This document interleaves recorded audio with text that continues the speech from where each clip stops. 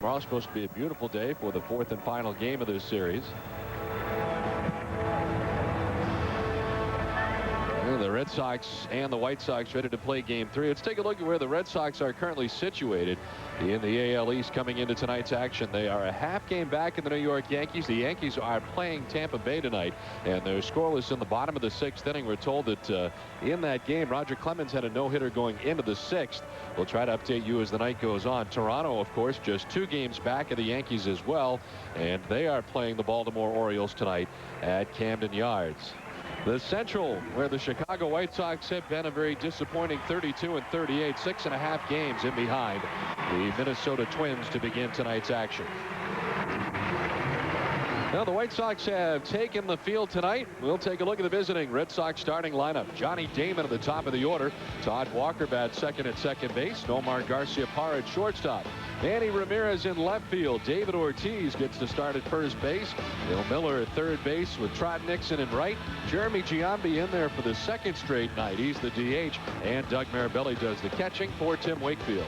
The Chicago defense is brought to you by your Boston area Lexus dealers. It'll be Joe Creedy at third base, Jose Valentin the shortstop, D'Angelo Jimenez at second base, and Frank Thomas at first. Left to right, Carlos Lee, Willie Harris, and Maglio Ordonez.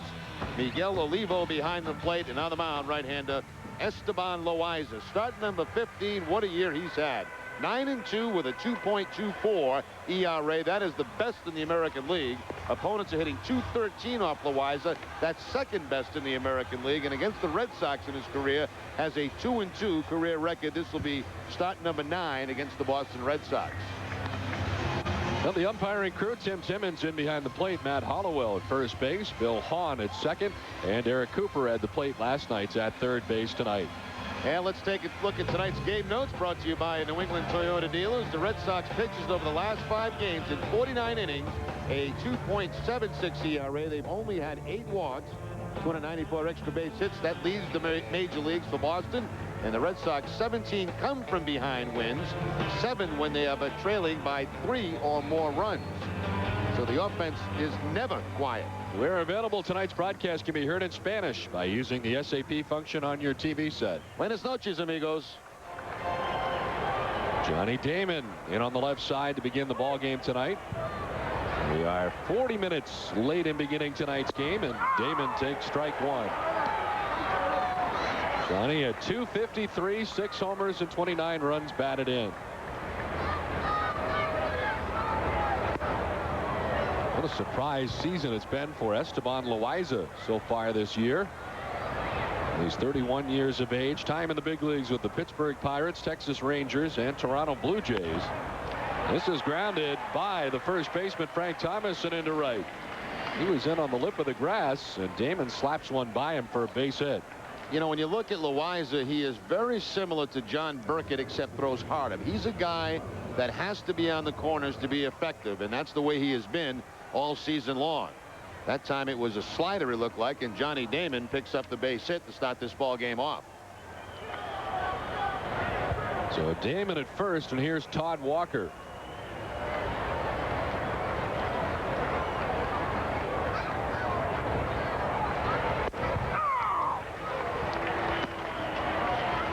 Walker sits safely in 42 of his last 47 games, hitting at .329 during that time.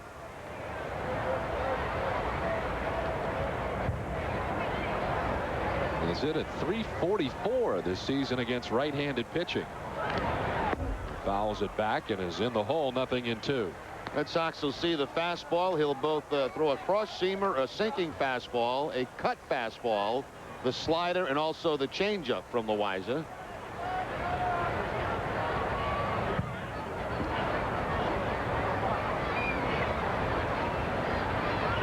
Damon with a short lead at first. Grounded right back to the mound. Loaiza to second for 1 on to first. Double play. So Loaiza induces the double play, and there's 2 down. Nice lead by Loaiza to his shortstop, Jose Valentin. So many times you see pitchers rush this throw, and they don't make a good throw. Loaiza takes his time and leads that shortstop right across the bag, and they have plenty of time to complete the double play. He threw a little bit of a sinker to Frank Thomas, but Thomas was able to handle it.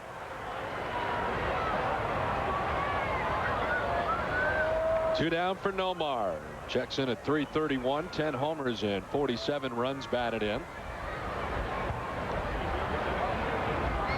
Nomar out after the first pitch, hits it high and deep in the air to left. Carlos Lee back shy of the track to make the catch to end the inning. Red Sox gone without a run. Don Orsillo and Jerry Remy back in Chicago as we head to the bottom of the first inning. Willie Harris, the center fielder for the White Sox, to lead it off as he faces Tim Wakefield. Gets the start tonight for the Red Sox.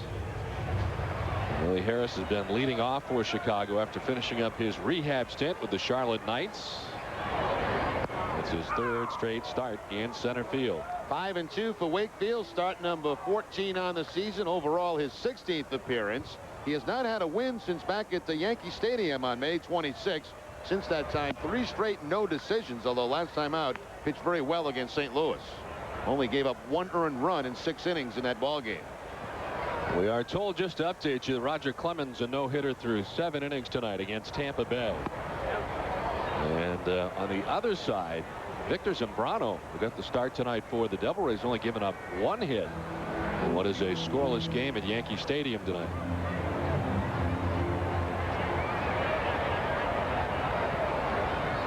2-1 to Willie Harris. Evens up at 2-2. They got to figure the weight of the world was off Roger after finally notching that 300th victory. Now he's just rearing back and firing. And we were watching up here the beginning of that game. He was throwing 96, 97. And it was blowing people away there tonight. Lifted in the air down the left field line. Garciaparra and Ramirez on the run. Manny was the closest, but still cannot come up with it as it lands in foul ground. Let's look at the Reds. Oh, I'm sorry. Go ahead, Don. I forgot you haven't given the lineup yet. D'Angelo Jimenez will bat second at second base. Frank Thomas at first. Magglio Ordonez in right. Carlos Lee in left. Ryan Daubach the DH. John Creedy at third base. Jose Valentin at short. And Miguel Olivo does the catching. And the defense brought to you by a Boston area Lexus dealers. Bill Miller at third. Nomar at short. Walker at second. Ortiz at first. Left to right. Ramirez, Damon Nixon. And, of course, Doug Mirabelli behind the plate, always catching Tim Wakefield. Wakefield begins his night well as he strikes out Willie Harris to begin his outing. Wakefield in his career against Chicago 4-6 with 1 save. Starts this one off very well with the knuckleball for the strikeout against Harris. They get some guys in this lineup, Ordonez and Lee, that have really done some considerable damage against Wakefield throughout their career. Here's D'Angelo Jimenez, who gets a start at second base tonight. Jimenez at .269, 7 homers and 23 runs batted in.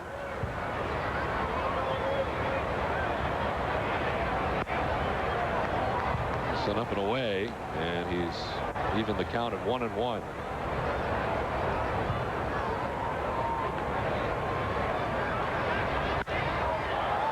In the air to center field. Johnny Damon ranging back. 2 down.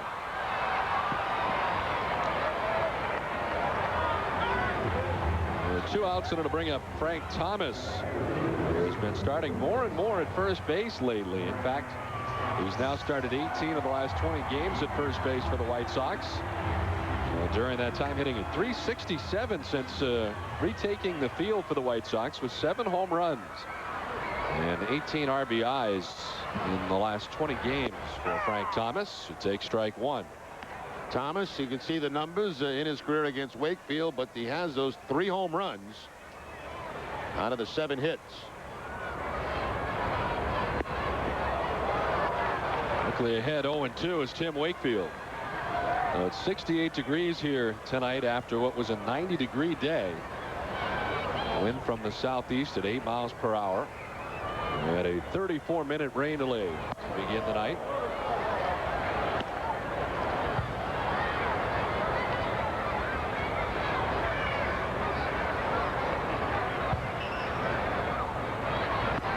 Got him.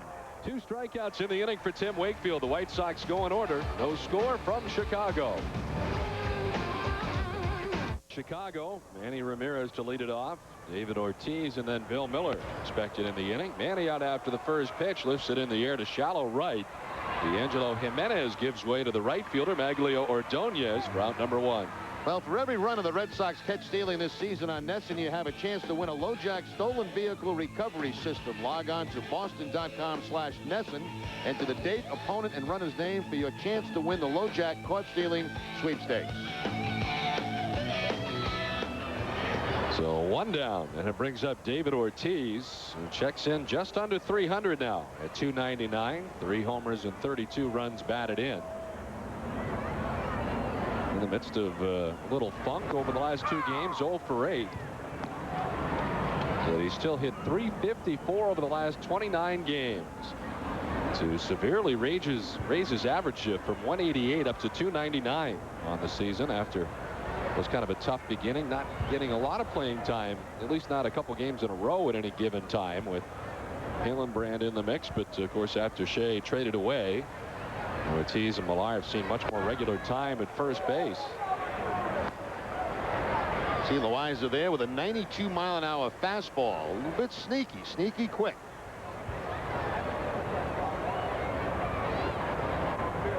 It was 9-10 a year ago as Estaban Loaiza. Did he go? Yes, he did, says Eric Cooper at third base. Well, Cooper rings up Ortiz from third. He was ringing up a lot of people there last night for John Burkett. You know, I'm surprised that Chicago gets any calls tonight from Cooper. They had a lot of bad things to say about him in the newspapers today, about his home plate umpiring last night. And I kind of thought that most of the calls would go in the Red Sox direction after he read all that stuff. He called third strikes in last night's game for John Burkett, and that infuriated them. They felt that it was off the plate most times, but it might have been in some instances. But Jerry, at least he was consistent all night long. I thought he did a very good job last night, you know, for both sides. I really do. And, you know, from Chicago's point of view, if you see for a couple of innings he's making those calls, well, he stayed consistent with it. You can start swinging at those pitches. 2 down for Bill Miller. To Jerry Manuel's credit, he didn't buy into any of that stuff. He just said, look, he said, the guy was pitching on the corners. He says, we got to be swinging at those pitches. Eric Cooper also had to eject Frank Thomas from last night's game. The 1-1 to Bill Miller, up and away, 2-1.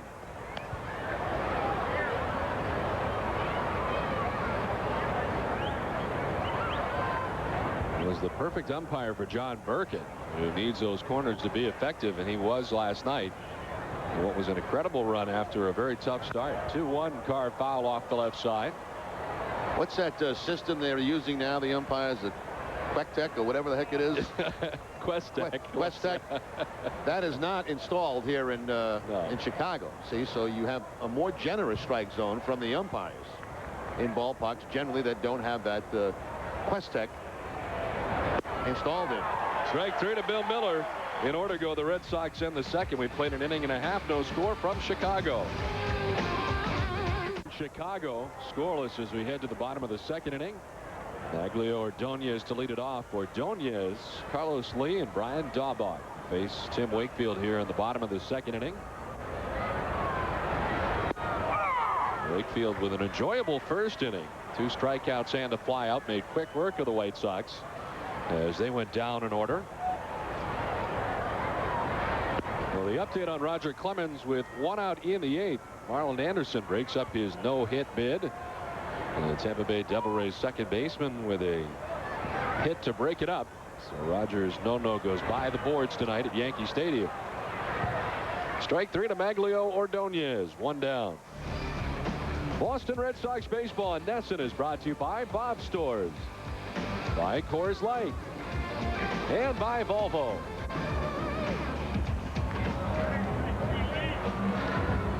You still see some ominous clouds above here in Chicago.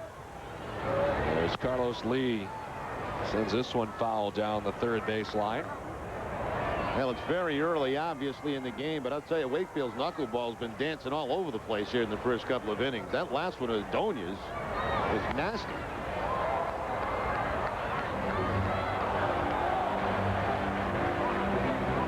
Tim making his 16th appearance of the year, 14th start. A 5-2 record with a 5.04 ERA. And the 0-2 dances its way outside. Mirabelli wanted it. He has had good success against Tim Wakefield. Got him, and the bat goes flying. Almost got Daubacher in the on-deck circle. Back-to-back Ks for Wakefield. 4 strikeouts in all for Tim tonight. Once again, another excellent moving knuckleball here from Tim Wakefield. Get a good look from this camera shot. Almost no rotation at all on that baseball, and bye-bye bat after that swing.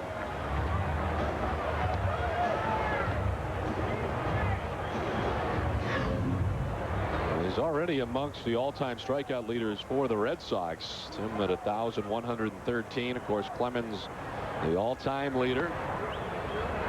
Former Red Sox infielder, outfielder Brian Daubach bats with 2 down. He has 2 home runs, one of them coming here last night. Had a chance to talk to him before the ball game. He said that he was a little too excited running around the bases last night, actually pumping his fist coming around first base. Now, I can understand that. I mean, you know, guy played many years for the Red Sox, and all of a sudden he's with another club. He gets an at bat, gets a home run. I mean, he's excited. He should be. He was fired up. He said that he wished he didn't pump the fist, though, but very exciting to do it. We wish somebody was on. He's riding a 7-game hitting streak. That's over a couple of weeks. He has not had a lot of playing time for the White Sox, and figures you'll have less coming up over the weekend. White Sox and Cubs will be matching up for their natural rival. Ball 4 to Daubach, and the White Sox have their first base runner of the night. Well, join us for the 2004 Red Sox Fantasy Camp, February 1st through the 8th, 2004, in Fort Myers, Florida. Receive instruction from former Red Sox players, coaches, and managers. Call 1-800-336-2267. And remember, every participant gets a chance to play a game at Fenway in the summer of 2004. 2 down for Joe Creedy, the third baseman. Creedy at 235, 6 homers and 27 runs batted in. 0 for 3 last night. After a fine showing in the first game, hit a 3-run home run in the first game. Popped up, Nomar out into the outfield to gather this one for the final out of the inning. White Sox leave a man, no score at the end of 2. Top of the 3rd inning back in Chicago as the Red Sox and White Sox are scoreless. Tried Nixon to lead it off. Bottom 3rd. The Boston order featured here in the top of the 3rd. Nixon, Giambi, and Mirabelli face Estaban, Loaiza. Did he go? Yes, he did. Eric Cooper bringing up everybody over the last 48 hours. 0-2 now to Nixon.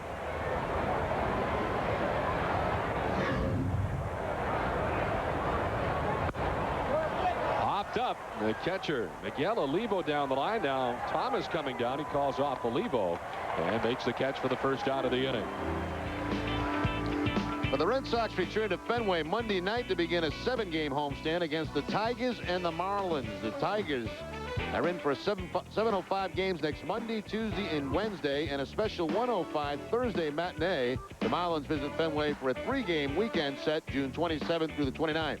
Tickets are available 24 hours a day, toll-free at 877-RED SOX 9 at redsox.com or during business hours at Fenway Park.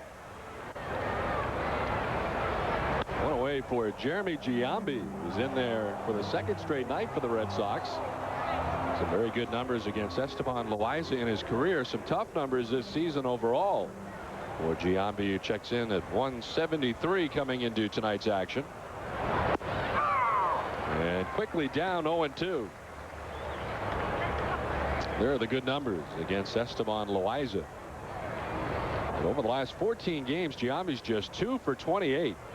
And down quickly here. Strikeout number 3 for Loaiza. 2 down. Well, join Keyspan in supporting the Jimmy Fund, working for a cancer-free future for children. Keyspan, the energy to think ahead.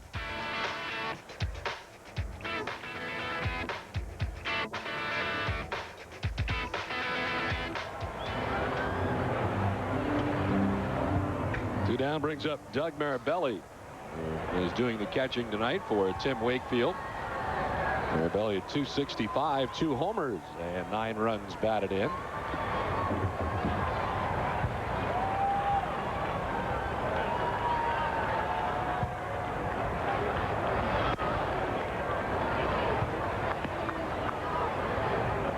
Loaiza is always around that plate. He does not walk very many, so you might see the Red Sox swinging a lot of pitches early in the count tonight.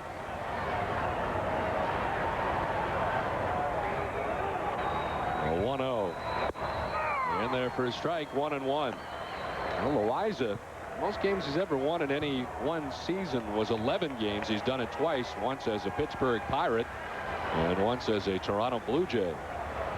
Don, I think somebody just got proposed to down to our right. Really? Yeah. A big ovation for this couple. I think she said yes. A 1-1. Well, that's 2-1. Look at this. I guess she did say yes. Love is in the air here in Chicago. You think it'll last? It's 50-50, I guess, according to statistics. 2-1 grounded outside at third. 2-2. Oh, what a isn't this a beautiful moment? Incredible. You know what they ought to do now? They ought to go get a room. Not married yet, Jerry. I know, but this is becoming. Congratulations from Mom, I guess. Terrific. Welcome to the family. Belly strikes out to end the inning. 4 strikeouts for Loaiza. We played 2.5, no score. Orsillo and Jerry Remy with Tom Caron back in Chicago. So we head to the bottom of the 3rd inning. Jose Valentin, Miguel Olivo, and Willie Harris to bat here in the bottom of the 3rd inning. As Tim Wakefield has struck out 4 over the first 2 innings. He's walked 1. And facing Valentin for the first time tonight.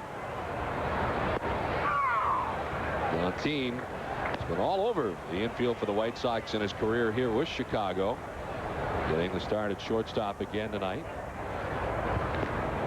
Fouled at the dish. 1-2 the count. A little bit of a struggle right now at the plate. You see the numbers against Wakefield. He's 0 for his last 11 and hitting only a .225.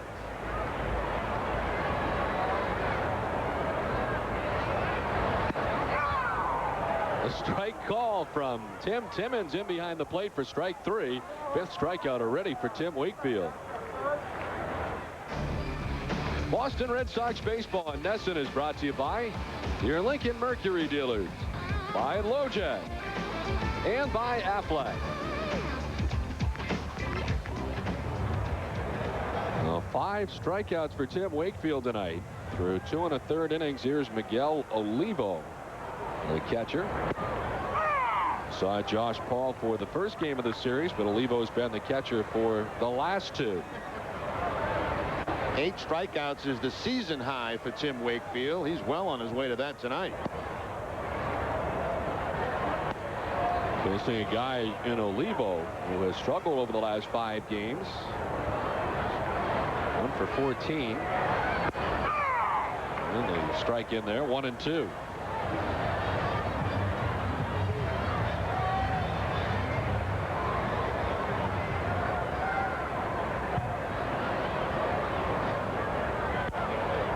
Up right side into shallow right. Walker going out. Nixon coming in. Trots underneath it for out number 2.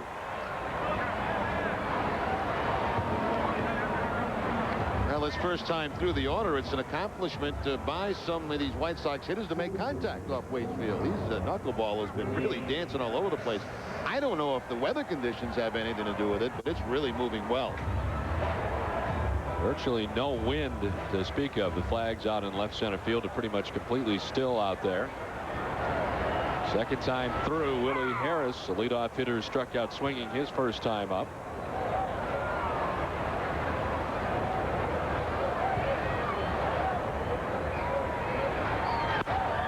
In the air to left field. Manny Ramirez drifting back.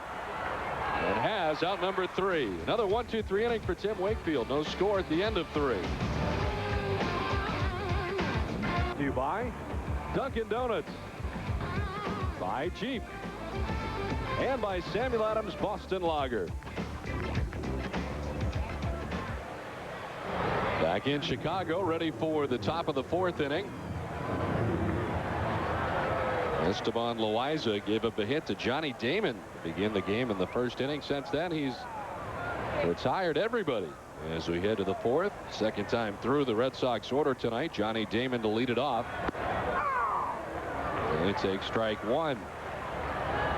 Damon with his hit in the first, now hitting safely in 8 straight games.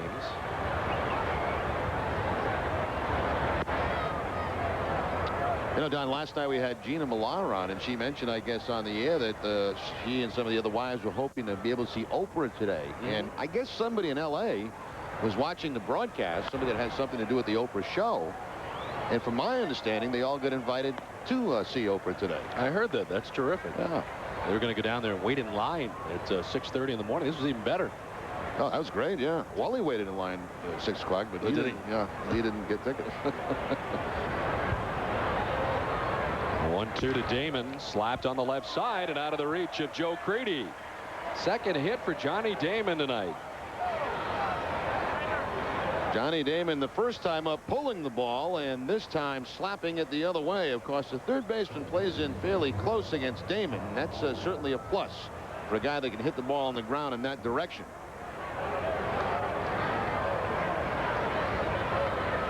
So Damon aboard at first. Frank Thomas will hold him on as Todd Walker comes up. Last time Walker was in this situation, he tapped one back to the mound, and Esteban Loaiza started a double play.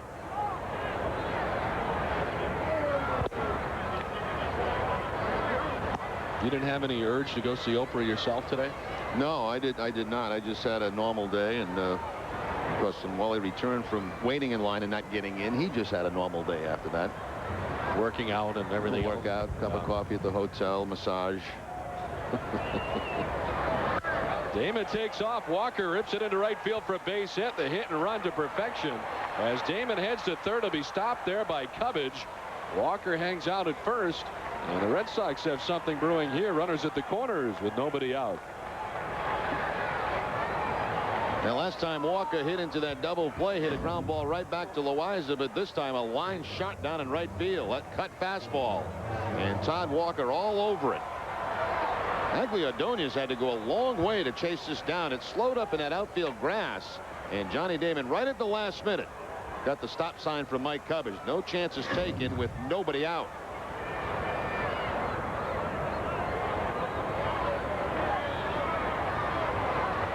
Omar Garcia-Parra hit one deep to left field his first time up.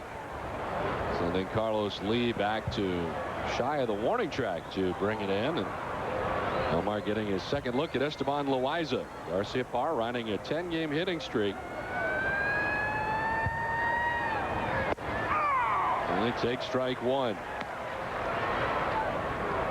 21 times in his career has he had a hitting streak of 10 games or longer. How about those numbers with runners in scoring position since after a very slow start? During the 10-game hitting streak, hitting at .463 as he jumps back out of the way of that pitch.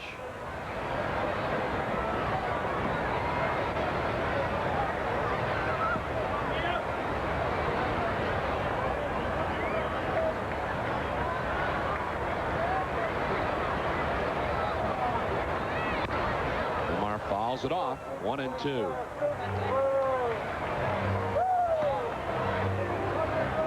Johnny Damon with a single to left. Todd Walker with a single to right.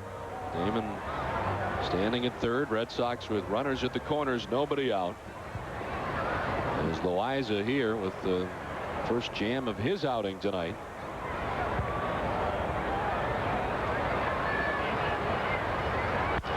On the ground softly by the mound towards second. Jimenez will tag Walker and throw to first. Went the wrong way with that one, and in from third comes Damon. He got hung up with the runner instead of just going to second base, and the Red Sox get a run on top now 1-0. Yeah, that's a poor play by Jimenez at second base. I mean, he's pretty much got a double play if he just throws that ball a second, and then the shortstop turns it over for a deuce, but he elects to chase down Walker. Walker does the wise thing. He just slows up, makes him come after him, and that's all it takes is a couple of steps, and they can't get Garcia-Parra at first. That's a break for the Red Sox. Now Manny Ramirez with Nomar standing at first, and the Red Sox on top 1-0 tonight. Up and away and off the glove of Olivo. Up to second base goes Nomar. And that's another bad play. Olivo looked like he wanted to make a pickoff attempt at first base. Never watched the ball into his glove. Looked like he was ready to turn and throw to first base before he had control of the ball. So instead of having a double play and 2 outs, now the Red Sox have the man in scoring position. See how he's turning to look like he wants to throw to first base on the pickoff attempt? Never had the ball in his glove. And as a result, he's charged with the pass ball. And as Nomar instantly into scoring position with 1 down. Count of 1-0 to Ramirez. In there for a strike, 1-1. That's one thing Loaiza does more than a lot of right-handed pitches. That cut fastball he used a lot inside on right-handed. You see a lot of right-handed pitches go away with the cut fastball. He'll use it a lot inside. See a lot of the hitters try to get their hands out of the way. That's gone in for strikes as it's fouled off the right side.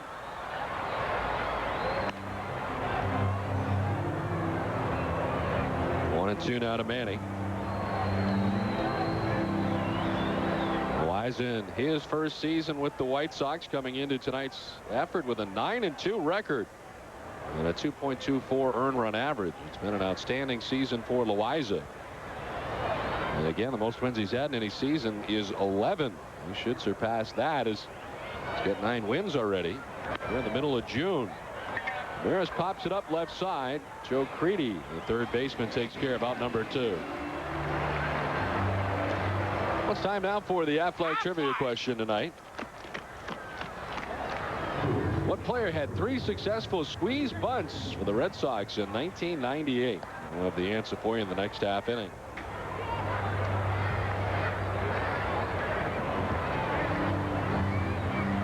Two down for David Ortiz, who struck out his first time. One of 4 strikeouts tonight for Esteban Loaiza.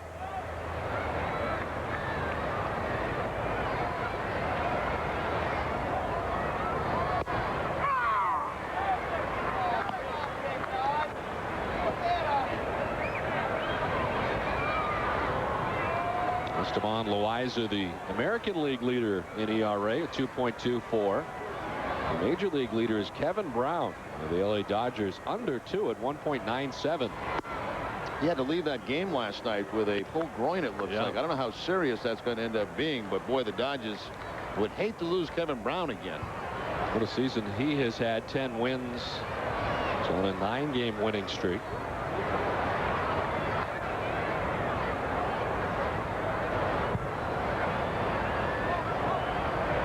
One to Ortiz. In there for a strike, and a late call from Tim Timmons. 1-2. Loaiza tied with a whole host of pitchers with 9 wins in the American League. Jamie Moyer, the American League leader, with 10 wins for the Seattle Mariners.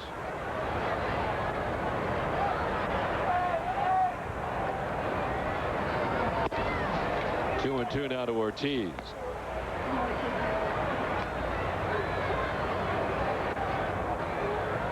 David, a strikeout victim his first time up.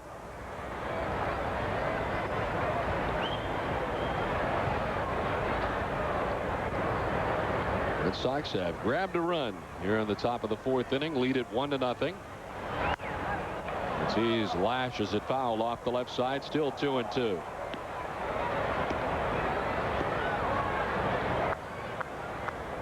Red Sox and White Sox with a 39-minute rain delay here tonight before the ball game, and looked for a while like we wouldn't get this one in tonight.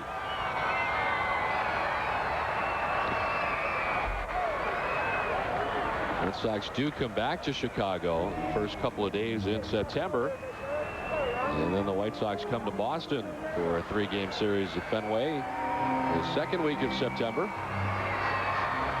Well, we've been pretty lucky this time through. Beautiful weather the first 2 days. Most of today was nice, and then that rain came this afternoon. Tomorrow is supposed to be a nice afternoon here. Cooler temperatures, but plenty of sunshine. So lucky to get this one started tonight.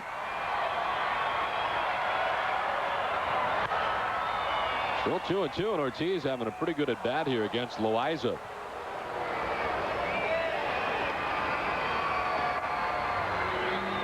Loaiza's had to throw 47 pitches so far as he works here in the 4th inning.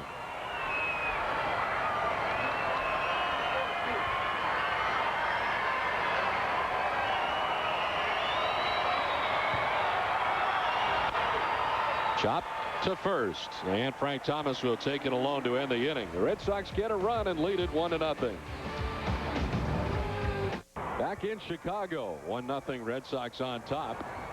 Tim Wakefield has now thrown 39 pitches and 28 of them for strikes, and there's been an impressive effort for Tim tonight. 5 strikeouts through the first 3 innings. And as he works here into the bottom of the 4th inning, he now has a run to work with the Red Sox on top 1-0. D'Angelo Jimenez flied out to center field his first time up.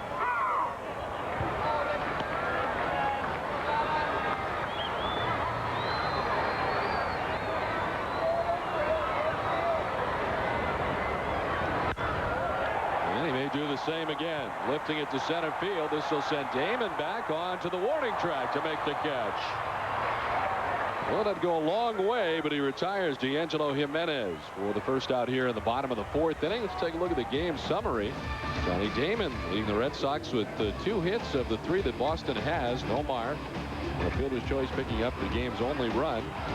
And the single by Todd Walker, the other Boston hit. Wakefield's line's been outstanding through 3 1/3, and Loaiza, Warning's giving up just the 1 run. Frank Thomas, a strikeout victim his first time.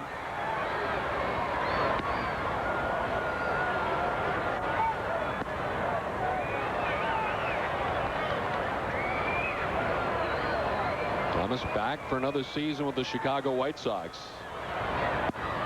At the end of last year, it didn't look like Frank would be back this season, but he's back again.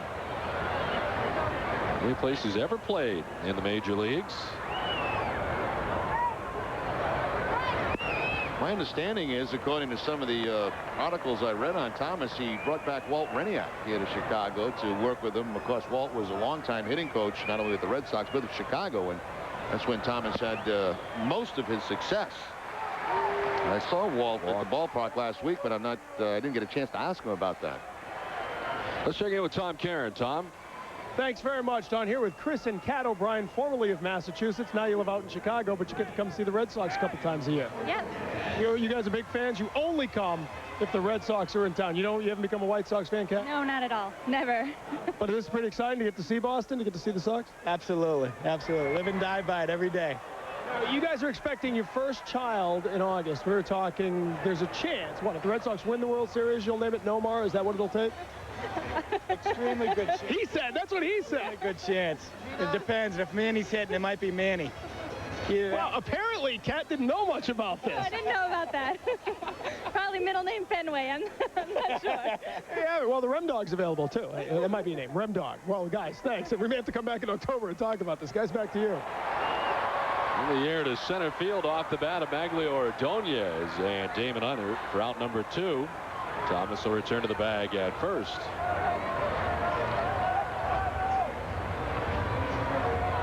Let's take a look at the answer to our Afternight Trivia question tonight. The question from an inning ago. What player had 3 successful squeeze bunts for the Red Sox in 1998? Mike Benjamin. Ah, that's a good one. I bet a lot of people didn't get that one. It's bounced around a little bit since leaving the Red Sox.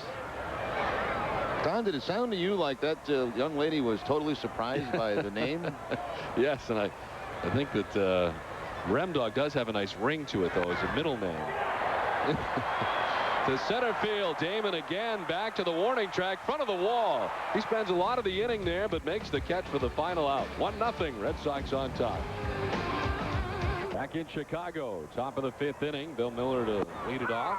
He struck out looking his first time up. Estaban Loaiza with 4 strikeouts so far. As he works his way into the 5th inning.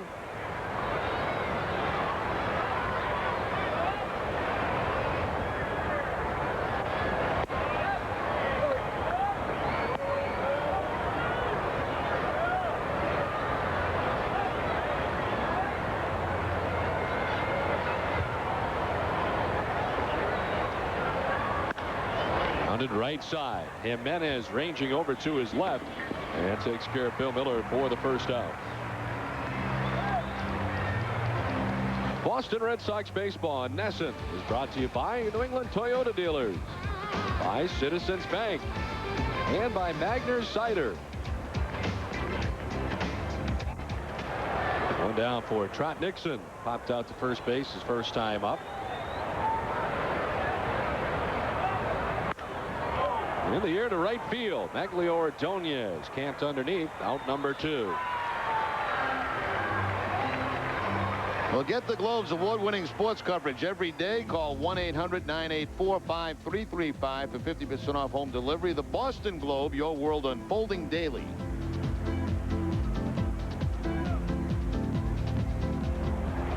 Two down here quickly in the top half of the 5th inning. Here's Jeremy Giambi. Struck out looking his first time up. Estaban Loaiza going after his 10th win tonight.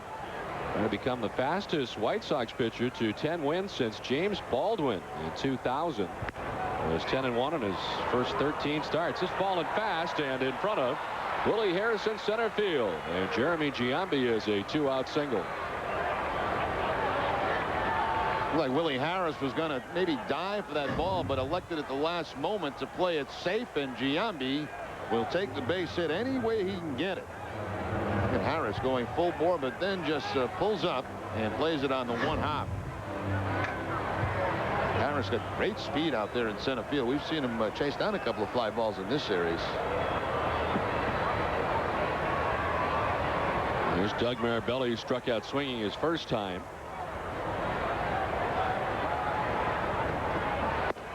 You know, Don, we've talked all week about the wonderful hotel that we've stayed in here, the Four Seasons, and today was a remarkable day because they were doing some promotional shoots, you know, like pictures they put in magazines, and incredibly the Red Sox staying there, so they were, some of our traveling party was able to get into some of those promotional pictures. They'll be seen Worldwide, really all over the world, because there are four-season hotels all over the place. So they try to highlight the health club and, you know, different things, amenities in the hotel. So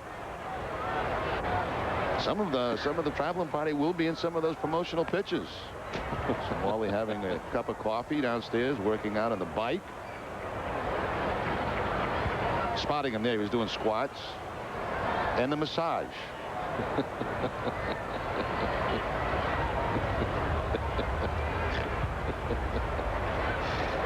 You're lucky they don't carry you away. Huh? Hey, let me ask you this. At Nesson, who takes care of, like, the expense accounts? I believe that would be Ray Gilbo, the guy that would handle that. He's not going to be real happy when he sees Wally's... You're up a pretty good charge. Do you have any idea how much those massages are? I'm going to guess it's at least 3 figures. Well, and especially at the Four Seasons, and he doesn't go for 90 minutes. He's in there for like a couple of, 2.5 hours. I noticed the oils that were lined up behind him. He wasn't just the run-of-the-mill oils. No. They were.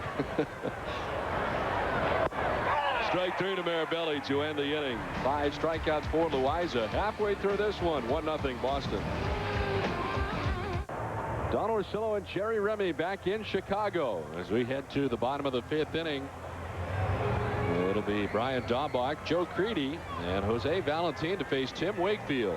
Through the first 4 innings, 2 White Sox have reached, both via the walk. Daubach walked in the 2nd inning. Frank Thomas walked in the 4th inning. And Wakefield with 5 strikeouts so far tonight. Told that the Yankees and Tampa Bay headed to extra innings. Scoreless game at Yankee Stadium. Roger Clemens going 8 innings tonight. Well, it's quite a game there, huh? 0-0. Of course, yesterday they split a doubleheader. Tampa winning game 1, and the Yankees coming back to win the nightcap. And the Yankees really wasting a terrific outing by Roger Clemens, who went 7 1/3 without giving up a hit.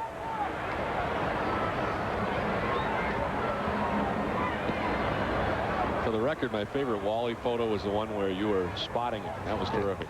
And by the way, anybody that would like to have those pitches, go to the RemyReport.com, and we will email you those pictures. A lot of Wally fanatics out there that they might like that. We'll email those pictures off to you. Daubach strikes out, and the bat goes flying into the seats. And they'll fight for the bat. Fortunately, looks like everybody's all right over there as Daubach strikes out. 6th strikeout for Tim Wakefield. It's time now for the Heineken What's on Tap. Final game of the series, a day game tomorrow. Getaway day against the White Sox. Then interleague play continues as the Red Sox will go to Philadelphia. UPN 38 as the first game. Inside Boston, outside of Boston on Nesson. Fox National Saturday. We're back with you Sunday for the final game. A 3-game series from Veterans Stadium in Philadelphia. Final year for the vet.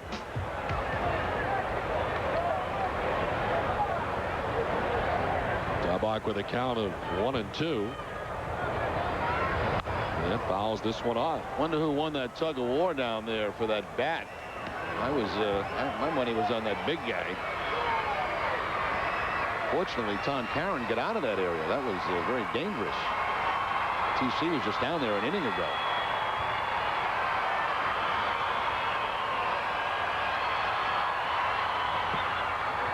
And Dahlbach just missed 2-2. Apparently foul tipping it to stay alive, and the bat into the seats. That big guy did get it. Yeah, he did. Odds were he was gonna. Full count now to Dahlbach, who walked his first time up.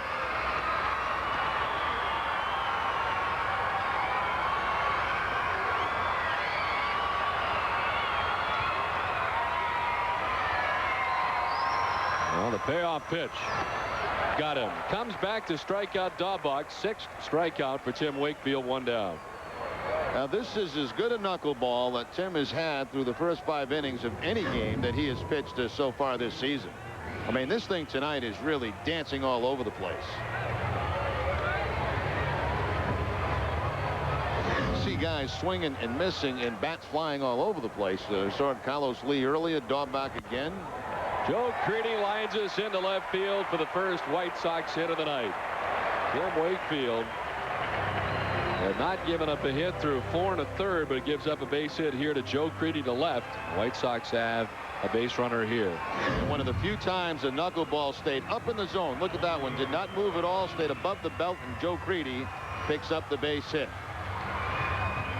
A very quiet offensive game. Red Sox with 4 hits. They got the 1 run, and that's the first hit of the night for Chicago. So 1 out, 1 on. Here's Jose Valentin, who struck out looking his first time up. Wakefield with a quick check. Jose Valentin, 33 years of age, from Puerto Rico. His brother Javier Valentin, who's catching for the Tampa Bay Devil Rays. So that pitch gets away from Mirabelli, and up to second base goes Joe Creedy. White Sox, for the first time in the game, getting a runner into scoring position. Once again, that good knuckleball. See it dip down, and then it's right off the webbing of the glove of Mirabelli. I think somebody kicked that as it went right through the legs of the home plate umpire, Tim Timmons.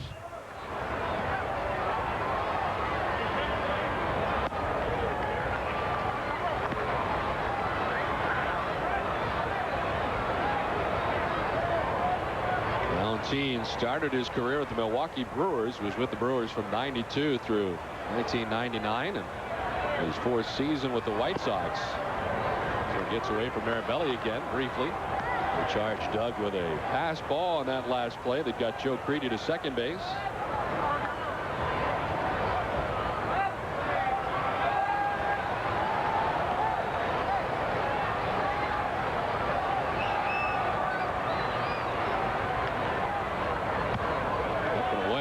Now 3-1.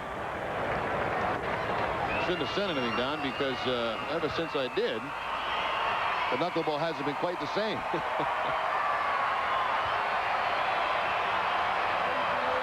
knuckleball sometimes not only inning to inning, but pitch to pitch, all of a sudden you start to lose it. And this one sent foul. It's hard to manage a knuckleball pitcher because things happen so quickly. The guys are up there swinging, and generally when you get in trouble, it's really hard to predict because they get somebody up in that bullpen ready. And at least with conventional pitchers, you can tell their control's a little bit off. They're throwing a lot of pitches. Not usually the case with a knuckleball pitcher. Ball 4. There's the 3rd walk of the night given up by Tim Wakefield. Well, it's not too late to order your 2003 subscription to Red Sox Magazine, the official Red Sox magazine. Receive all 7 editions of this expanded magazine while supplies last. For details and ordering information, please send an email to soxpubs@redsox.com. So 1 away and 2 on here for the White Sox. As they work towards the bottom of their order, here is their bottom of the order, Miguel Olivo, the number 9 hitter. Flied out to right field his first time up. That one's in there for a strike.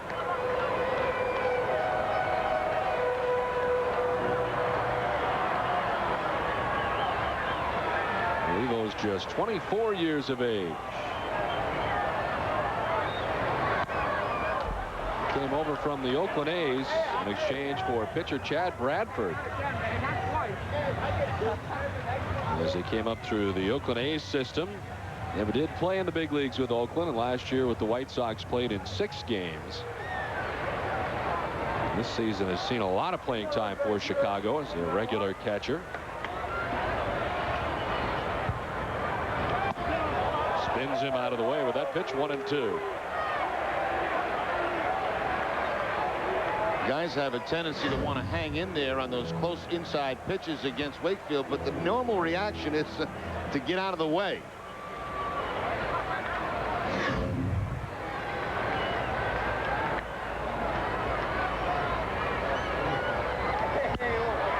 Line down the left field line, a fair ball headed to the wall. Joe Creedy will score. They're going to try and score 2. Valentin all the way from first. The throw is going to be in time. Good cutoff throw from Nomar Garciaparra to gun down Jose Valentin at the plate. The White Sox have tied the score at 1. Now this looks like a curveball to Olivo. Let's take another look. Yeah, it's the curveball from Wakefield, and he rifles it right down that left field line. Now a perfectly executed relay by the Red Sox. Manny plays the ball off the wall, gets it to Garciaparra, and Nomar throws a strike. Doug Mirabelli applies the tag before Valentin can get to home plate. Take one more look at that play at home. The reach across. Whoa. See, Valentin thought he was safe, but very close play. And Bruce Kim electing to send him and almost got him in there at the plate. One more look at that play at home plate. Here comes Valentin. Here comes the throw from Garciaparra. Wow. I think the Red Sox might have caught a break there. It looked like he had the plate with his foot before Mirabelli was even close to tagging. No argument, though, from anybody. Valentin made the safe sign, but there was no argument from the bench. So the game tied at 1 now. With 2 down in the inning. Willie Harris with a count of 1-1. Chop to first. David Ortiz will handle it alone to end the inning, but the White Sox have tied the score at 1. Good pitchers duel here tonight through the first 5. 0-2 now to Johnny Damon. Nice crisp game. I mean, both guys working quickly. Loaiza gets back on that mound, throws the ball. Wakefield always works quickly.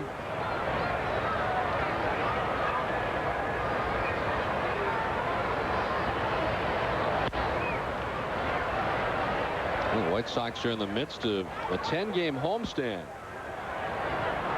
And so far they're 4-4 on the homestand after the 7-4 loss to the Red Sox.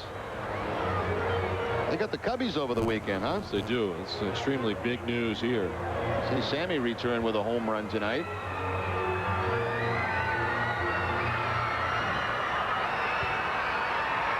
One of the things that really does work about interleague play, the matchup between the Cubs and White Sox.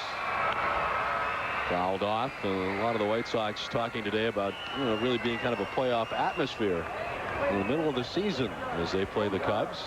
It's only 7 miles from here to Wrigley Field. Of course, with the traffic on the Dan Ryan, that could take anywhere from 3 to 5 hours. I don't know what you think, but it seems like the worst highway maybe in the United States. I don't, I really don't want to say anything derogatory about Chicago, because Chicago is an absolutely beautiful city. It really is. But I got to tell you, I've been coming here since '75, and that's got to be the worst highway in the world. Off the glove of Valentine and into center field.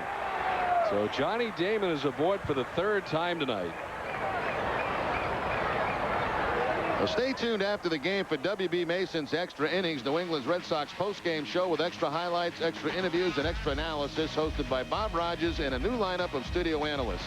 After the last inning, the action is just beginning.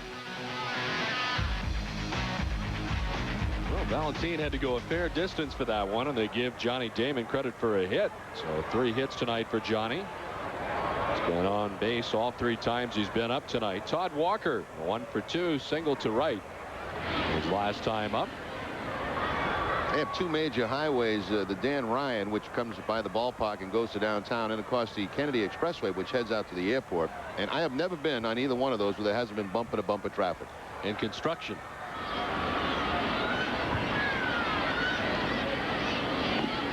We had a nice ride out here in the cab today. It was pretty warm, and he elected to take the Dan Ryan. I like his air conditioning setup where they put like this funnel that goes from the front to the back. One little and there's one little hole in the back, and he was supposed to be cool with that.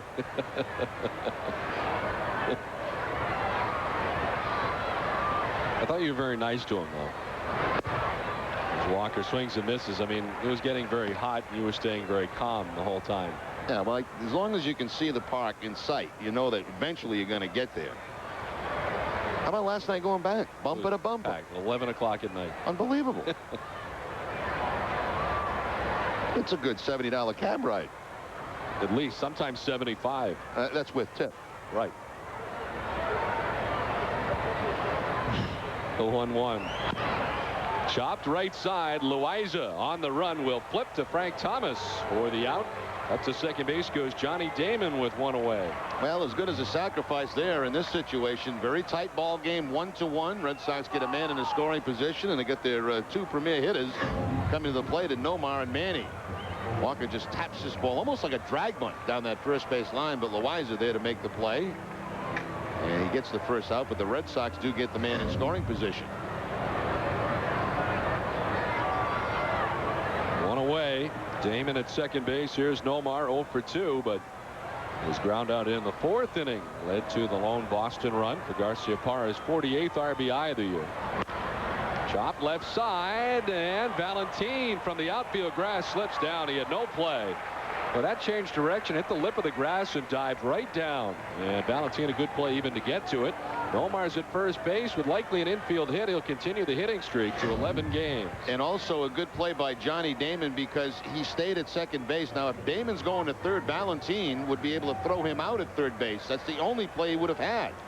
But Damon, reading that, just stayed at second base.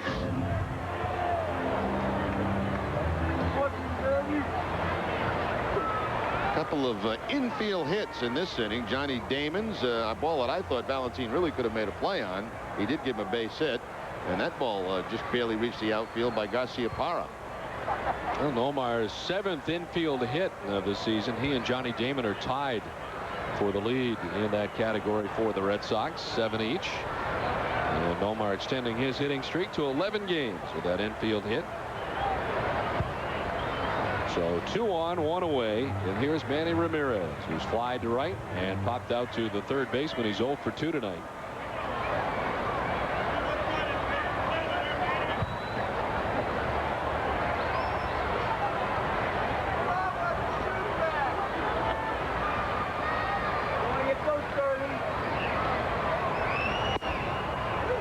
Loaiza has thrown 71 pitches in his outing tonight.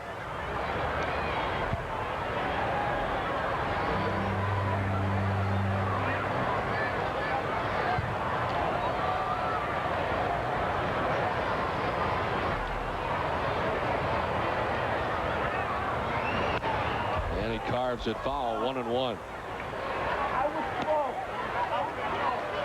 18,708 announced attendance here tonight in Chicago. 18,708. The rain scaring some away tonight for game 3 of the series.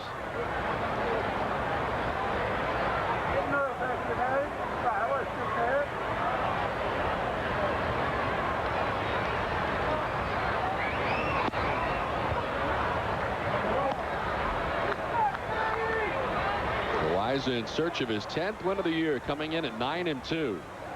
And as has been the case all season long, the White Sox have not been able to come up with much of an offensive attack tonight to back Loaiza. And with the way their offense has been going, kind of surprising that he's been able to rack up 9 wins. With a 9-2 record coming into tonight's action.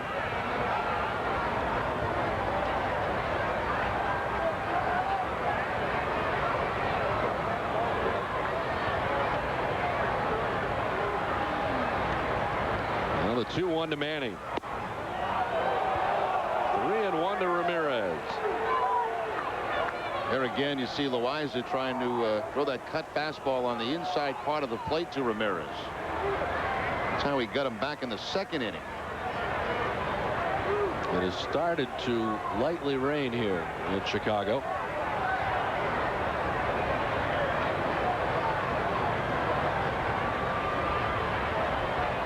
The 3-1.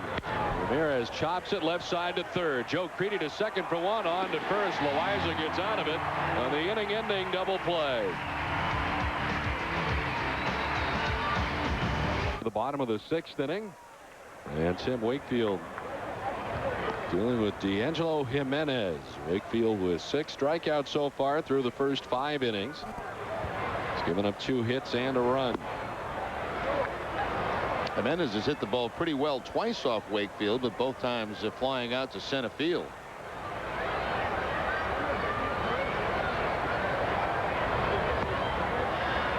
And Wakefield falling behind 3-0. Tim's thrown 74 pitches.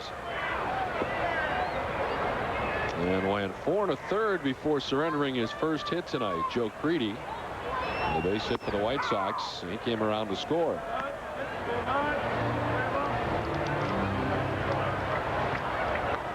Tim Wakefield has not won since May 26th at New York. Does not have a victory in June so far. Walks the leadoff man here to begin things in the bottom of the 6th inning. Well, the Red Sox now provide a free shuttle bus operated by Paul Revere to Fenway Park from Northeastern University. Service is provided for every Red Sox home game. Clean, comfortable, handicap accessible. Buses depart every 10 minutes, beginning 90 minutes before game time, and buses return to the station at Northeastern up to 1 hour after the game. For more information, visit redsox.com. Mike Thomas pops this up on the right side. The Boston infield. Todd Walker balls off Ortiz and makes the catch for out number 1. That's a big out, 1 away. Big Hurt looks like he's in better shape this year than he has been over the last couple. I have the feeling he had a lot to prove coming into this season. Yeah, he also had some off-field problems and stuff, you know, and I think it obviously affected his play, but he looks in terrific shape this year, and he's having a very good year. See, he's been doing a little tricep work. 1-on, Maglio Ordonez 0 for 2. One more question about your spotting, and then I'll get off it, I promise. You appeared to be perspiring in that shot. Was all the workout you were doing, or did you just douse yourself with water to cool yourself off? Were you really working that hard? No, when he and I go to work out, we work out. Let's see if we can get another shot of it. Look at the Rem Dog. That is a serious workout. Wow. Adding a little bit of weight there to the barbell. Yeah. What does Wally get out of that exercise? Squats. He's doing squats. No, it swung on and missed. 1-1.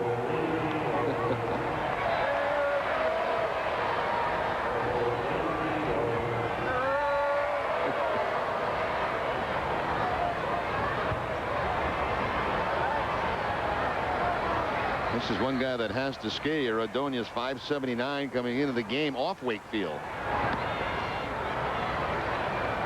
Actually, back-to-back guys, Ordonez and Carlos Lee. Ordonez very quietly over the last few years has put up some very, very good numbers. Last year he hit at .320 with 38 home runs and 135 runs batted in. Amazing you don't hear his name more often. It's been kind of a tough year for him and all of the White Sox, but a very good player. And pretty consistent. The year before he hit .305 here in Chicago with 31 homers and 113 RBIs. And up over 100 RBIs each of the last 4 years. Big cut, and evens up at 2-2. And to take it a little bit further, his all-time home run number is with 161. And some pretty big names ahead of him. Carlton Fisk at 214. It'll be a long time before somebody catches Frank Thomas. Runner at first is off. The pitch is a ball. Mirabelli's throw down is not in time. D'Angelo Jimenez steals second base. The team really does not run all that much, the Chicago White Sox, but Jimenez is a guy that will do it. He picks up his 4th steal, and again, taking that chance against the knuckleball. Mirabelli came up pretty clean with it, but Jimenez had a very nice jump.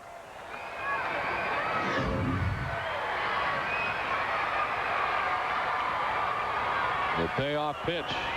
Ball 4. Second walk of the inning in the 5th of the night now for Tim Wakefield.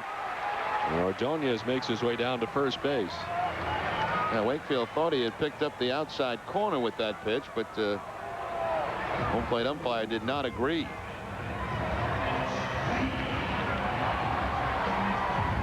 One more look at the last pitch. Didn't look too bad, did it? Looked pretty good. And Mirabelli framed it there for Tim Timmons. Chopped down the third base line. You know what happens sometimes to Wakefield? It's so difficult to catch the knuckleball that, you know, when you see the ball go over the plate and then all of a sudden the catcher struggles to catch it, he takes it sometimes out of the strike zone just to make the catch on it. And sometimes that's what the umpire sees and calls it a ball. I wonder how much it hurts him when the catcher doesn't catch it at all, which is sometimes what happens also. The 0-1 evens up at 1-1. Carlos Lee, the 283 with runners in scoring position.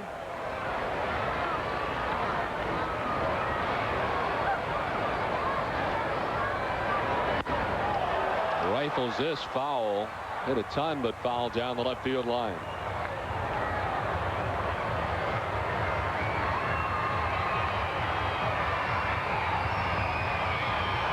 Lee in his 5th season with the White Sox.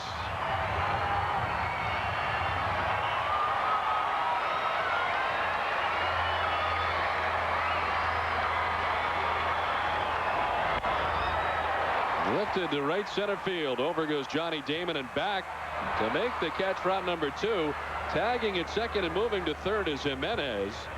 And the go-ahead run just 90 feet away now, 2 outs in the inning. Say the difference of that being a home run and keeping it in the ballpark, the late movement on the knuckleball, it almost acts like a slider. And for that reason, it was caught toward the end of the bat for Lee. See that pitch going away from him, and it stays away from his power. Hits it pretty well, but to straightaway center field. If that ball stays out over the plate, he's probably got himself a home run. I don't think he got as much of it as he did. Yeah. With that kind of movement. So here is Brian Daubach up in a key situation against his old ball club with the game tied at 1. Runners at the corners and 2 outs. Daubach, who at times with the Red Sox had a flair for the dramatic, having a chance here to do some damage against his old team.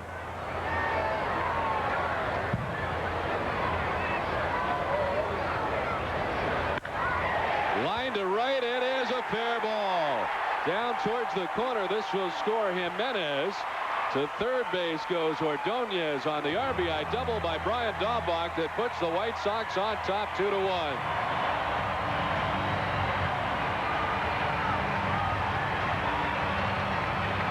Daubach extends his hitting streak to 8 games now, as he'll take it just, it looked like, right on the chalk down that right field line. Well, that's very close. Right on the line. Well, Daubach last night with a home run, tonight with a double to drive in a run. Well, the pitching coach Dave Wallace will make his way to the mound. Red Sox have action in the pen for the first time tonight,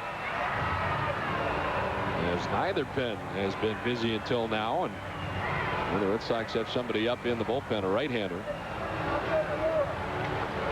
And that's Rudy Cianez.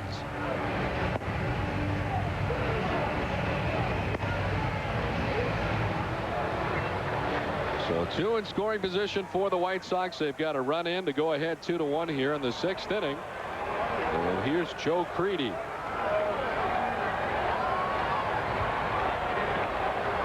Creedy with 1 out in the 5th inning at the White Sox first base hit of the night.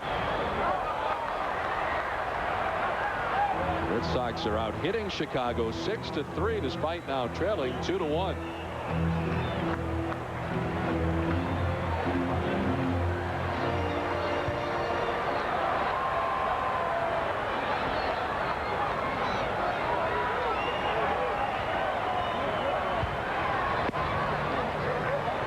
Up at 1-1.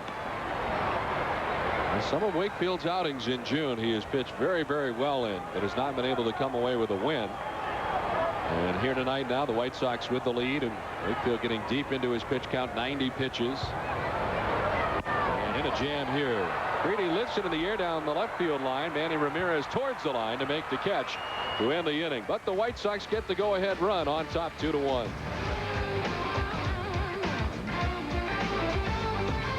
With a strikeout and a ground out. Well, if Loaiza keeps up this pace, he'll be on the All-Star team, and of course the All-Star game will be played right here in Chicago this year.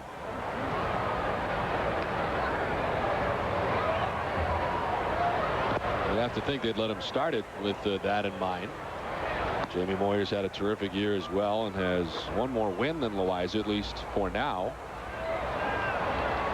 I mentioned they did some renovating here in Chicago. Not a lot, but some things to get ready for the All-Star game. Ortiz rips it foul down the right field line. 2-1.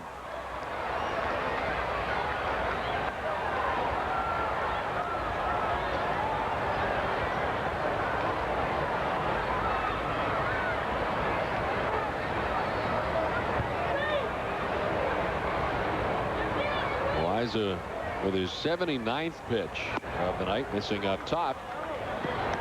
And Ortiz ahead 3-1.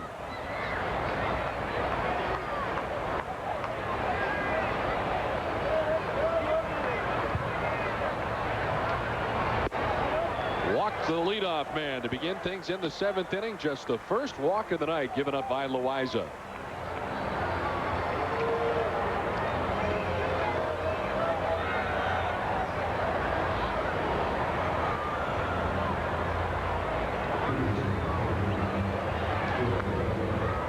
Leadoff man aboard here in the 7th inning. Bill Miller 0 for 2 tonight, a strikeout and a ground out.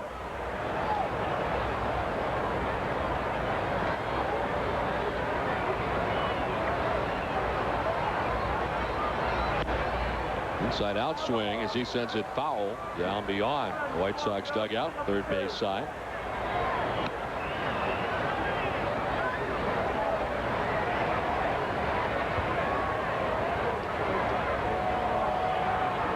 Estaban Loaiza has allowed 2 runs or less in 11 of his 14 starts. He's left a couple of games too with a lead, and the bullpen has not been able to hold it, so he could have actually more wins than he does right now. Not giving up many home runs either. He's only surrendered 6 home runs in 92 and a third innings pitched. And as he walks David Ortiz to begin the inning. He'll walk 3 or fewer 13 times this season.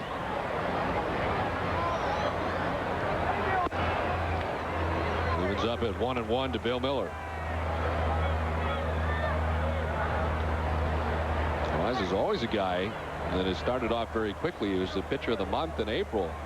And his overall lifetime April number is 14-3 with a 2.85 ERA. Also a guy you can play hit and run with because you know he's going to be around the plate. Doesn't throw many bad pitches. He just walked Ortiz. You're not likely to walk 2 guys in an inning. Generally, those are the kind of guys you like to put that play on with. On the ground towards shortstop. Valentin to second. On to first. Not going to be in time. So Ortiz erased at second base for the first out of the inning. So Sometimes the second baseman get in a habit of coming across and making the catch with one hand. It takes longer to transfer the ball, get rid of it. See the one-handed catch there? And a little bit of a delayed reaction getting that ball to first base just enough so Miller, who was hustling hard all the way down the line, could be safe. He always taught as a second baseman to try to make that pivot, catching the ball with two hands out in front of your body. Get rid of the ball quicker that way. Yanez is a couple errors tonight as he went after Todd Walker earlier, ended up leading to a run as this pitch will miss. Ball one. Nixon popped out to first in the third, fly to right in the fifth inning.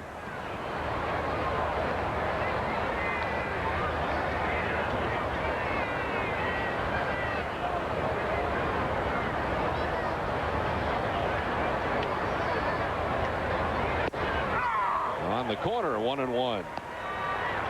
An emphatic strike call from Tim Timmons, home plate umpire.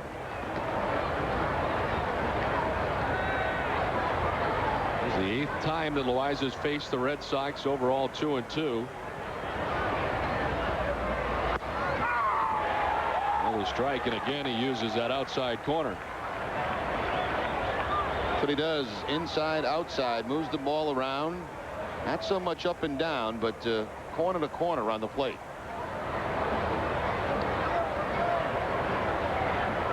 Tucker's going away again with the fastball. Nixon goes out and gets it, lifts it towards left center. Willie Harris with great speed runs it down. That's some kind of defensive center fielder, and he makes the running catch for out number 2. See, one advantage you have as a center fielder, you can see location of pitch. And that helps you get a jump in center field on a ball. Now, he knows that ball's away, so he can start leaning in that direction. And, of course, with the great speed, he's able to track it down. Center field, you get a good look at the pitch. You can see where that catch is setting up. And if you've got a guy with good control, you can really help yourself defensively. There's Jeremy Giambi, 1 for 2 tonight as he singled his last time up after striking out looking in the 3rd inning.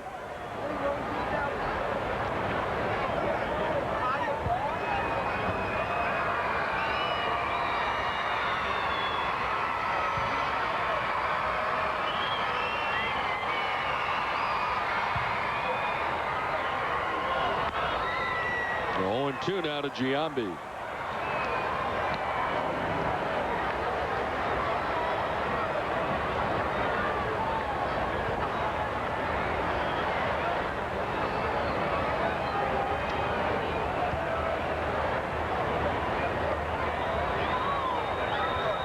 His 16th was the last home run for Giambi. Strikes out this time to end the inning, so leadoff walk is wasted. 7th inning stretch time, 2-1 Chicago.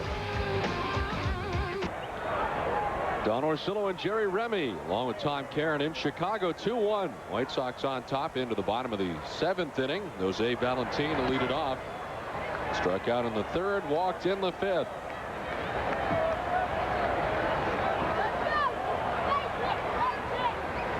And Wakefield back out there for the 7th inning. Tim has now thrown 94 pitches in the ball game tonight.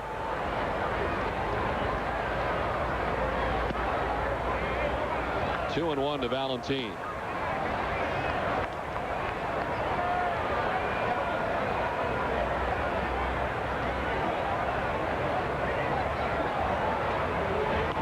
Last time Wakefield went 7 innings in a ball game was at New York on May 21st. A 4-2 loss. He was matched up against Roger Clemens that day.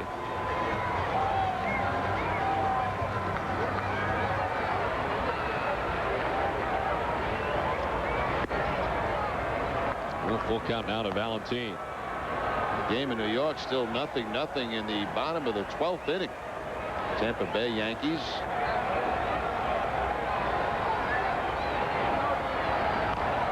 Told the Yankees have the bases loaded with nobody out in that game, so it may be over very soon, Jerry. That's not a good thing. No. I don't like Tampa's chances. No. Toronto winning in the 9th, 6-2 over Baltimore.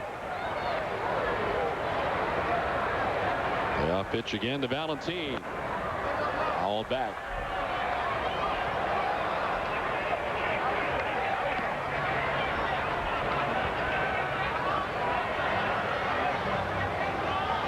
Valentine will be followed by Miguel Olivo, the catcher, and then back up to the top of the order for Willie Harris. Red Sox still have action in their bullpen. Valentine strikes out. 7th strikeout for Tim Wakefield, and there's one away in the bottom of the 7th inning. Let's check in with Tom Karen. Tom? Don, thanks very much. Red Sox fans come from all parts of the country. These are the Weiningers. They're very big Red Sox fans. But Chelsea, you're from Indianapolis? Indianapolis, yes. Why are you such a Red Sox fan? My dad grew up watching Carl Yastrzemski, and so we've just followed the Red Sox ever since. Your brother Zane is a big Red Sox fan. Who's the bigger Red Sox fan? I think I am. No! No. These guys are serious. What does your license plate read back in Indiana? My Indiana license plate says Bo Sox 5 for Nomar. So you guys are serious fans. You got to meet Nomar last year, and you're very excited to be here today. Life-changing moment was meeting Nomar last year. Kind of like working with the Rem Dog. Our Citizens Bank, not your typical fans. Guys, back to you. Wow. Life-changing moment. That's pretty dramatic. Well, those are big fans. Indianapolis, they said? Yes, yeah.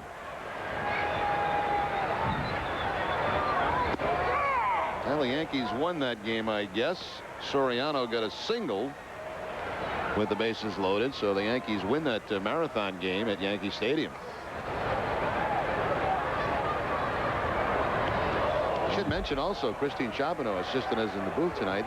Christine worked a number of years in Boston and has since moved out to Chicago. Doing very well out here and assisting us tonight. I understand she normally does Cubs games, but just because we were here, assisting us tonight.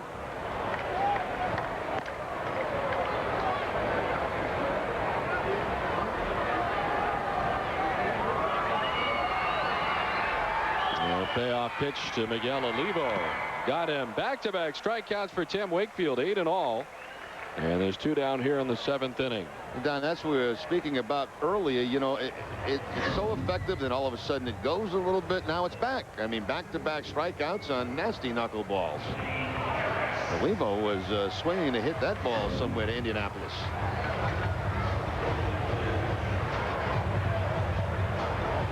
Two down and brings up Willie Harris, who's 0 for 3. Harris struck out in the first, flied out to left in the third, and grounded out to first base in the 5th. Grounded softly towards Walker at second, who throws out Willie Harris. A 1-2-3 7th inning for Tim Wakefield. 2-1 Chicago. The 8th inning back in Chicago. Red Sox down by a run. Doug Mirabelli to lead it off. Down the line at third, guarding the line was Joe Creedy. Ended up being positioned perfectly, and he throws out Mirabelli for out number 1. Stay tuned after the game for W.B. Mason's Extra Innings, New England's Red Sox postgame show with extra highlights, extra interviews, and extra analysis, hosted by Bob Rogers and a new lineup of studio analysts. After the last inning, the action is just beginning.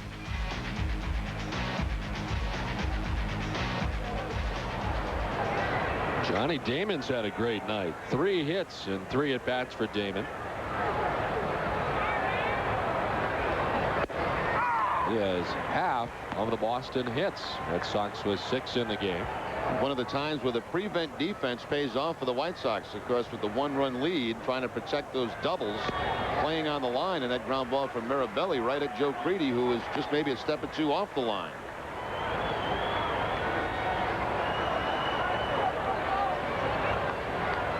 They've been in at the lip of the grass, now backing up with 2 strikes on Johnny Damon.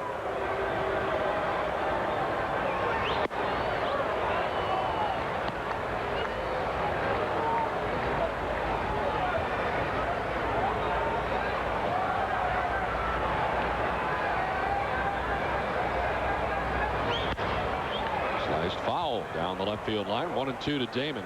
He'll be followed by Todd Walker here in the top of the 8th inning. Red Sox scored the game's first run back in the 4th inning. Nomar grounded out. Damon scored from third. Red Sox come back with single runs in the 5th and 6th off Tim Wakefield. And Chicago with the 2-1 advantage. Damon to left field, sinking fast, diving and making the catch. A fine diving headfirst catch by Carlos Lee.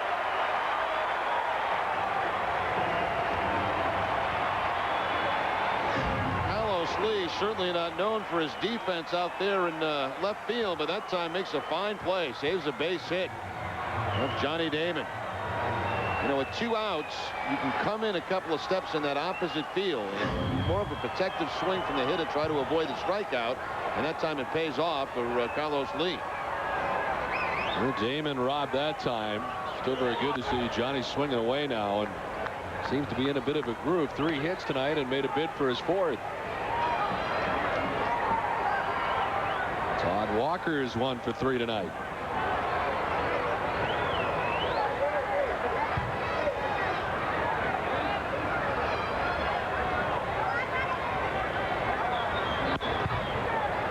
Rounded hard towards the Red Sox dugout. One of the additions here to U.S. Cellular Field is the area in front of the dugout. Those screened in areas that a lot of teams are going to.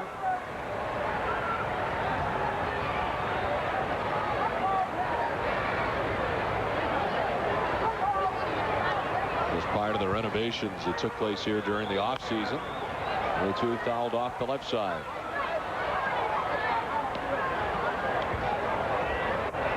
Not a lot of changes, but a few. A lot different up here. They've darkened up all that area. That was all white, those light stands. They've now painted those black. Still got the pinwheels up there on top of the scoreboard. Yeah, home run. All kind of stuff starts shooting out of those things. Walker slaps it foul. Still 0-2.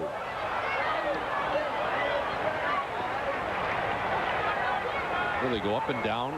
Yeah, I don't know what they do. They spin, they go up and down, and I think smoke comes out. That was in the old ballpark too, right? Yeah, the old Comiskey, yep.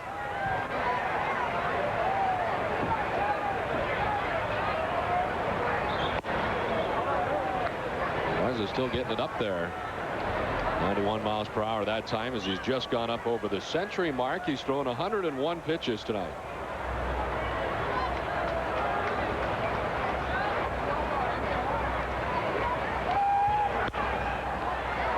In the air to shallow right center. Out goes Jimenez, backpedaling to make the catch. A 1-2-3, top of the 8th. Red Sox trail 2-1. Buying an Still and Jerry Remy back at U.S. Cellular Field in Chicago. Let's take a look at the numbers so far in this one. Red Sox and White Sox into the bottom of the 8th. Dahlbach's RBI double as Chicago on top 2-1. Levo earlier had an RBI double of his own, and Johnny Damon has half the Boston hits. Red Sox was 6 tonight. Tim Wakefield gone after 7 innings. Tim giving up 2 runs, and Tim is on the hook as he gives way to Rudy Cianez here into the bottom of the 8th inning. Cianez appearing in his 7th game, his 2nd of this series. He worked Monday here against the White Sox, an inning in that game, and did have a strikeout. I thought I'd see Wakefield coming out again in the bottom of the 8th inning. Wakefield 106 pitches, 62 for strikes. And enjoyed a 1-2-3 7th inning with 2 strikeouts. But Cianez in there for the 8th. D'Angelo Jimenez, Frank Thomas, and Maglio Ordonez, the anticipated hitters for the White Sox.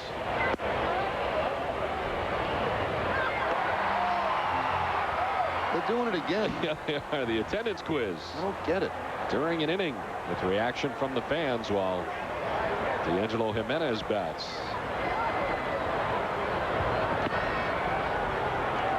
The attendance again 18,708. And for whatever reason they do the attendance quiz here during the inning.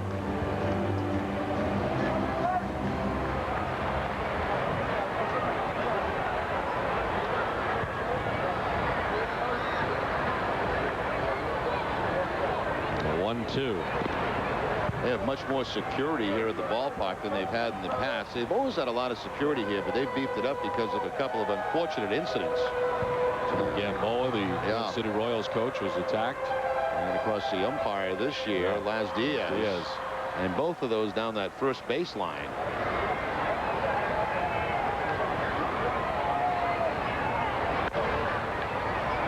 And they have to prove certainly that it is a safe place with the All-Star game coming up here. Well, you know, Don, it's interesting because throughout the years coming here to Chicago to play, and even at the old ballpark, Comiskey, they always had a lot of security. I remember they always had guys sitting in the dugout. And, they've had a couple of unfortunate incidents, and they've even beefed it up more.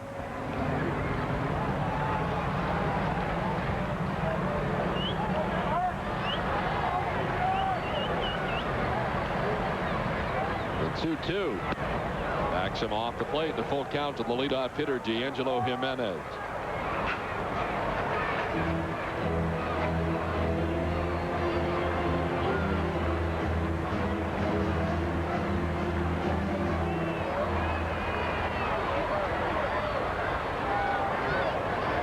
Four-year-old Rudy Cianez. This one swung on, lifted down the left field line. On the move goes Miller. We won't have a play. Ran into the tarp pretty hard, like he thought he would have a play. Well, he runs out of room down there. He's all right. And speaking of security, of course, they got that big Cubs-White Sox series coming up, and I understand last year that some White Sox fans over at Wrigley destroyed some of that ivy they have in center field. Like some poison down there, and it kind of created ruined some of the out in the outfield. That's not very nice. Yeah, of course, this year with the Sammy thing too coming back, I imagine White Sox fans will be on him pretty heavy. Ball 4, leadoff walk from Rudy Cianez to begin things here in the bottom of the 8th. Well, keep cool as the summer heats up. Sport your summer threads. Get your Major League Baseball authentic caps, jerseys, T-shirts, and more at RedSox.com. The RedSox.com shop for all things baseball. One on, nobody out for Frank Thomas. Understand that you're either a White Sox fan or a Cubs fan, but you're not both in this town. And there seem to be a lot more Cubs fans than White Sox fans.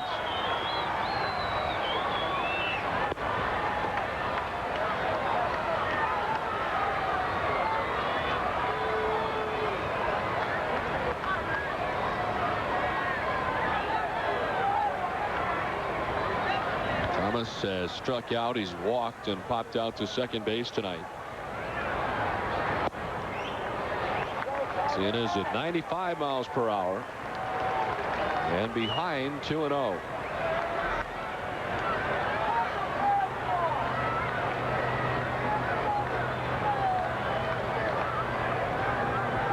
Struck out a batter as he worked a perfect 9th inning against the White Sox in the first game of the series. Grounded down the line, a fair ball out of the reach of Miller. Heading for third is Jimenez. The throw is not going to be in time. And the White Sox have runners at the corners with nobody out here in the bottom of the 8th. They're in search of some insurance here. Well, Thomas happy to see Wakefield out of the ball game. He jumps on the fastball from Rudy Cianez and top spins the ground ball right past the dive of Bill Miller. Aggressive base running by Jimenez. He gets to third base. So the Red Sox in some trouble here. Nobody out. Already down by 1 run.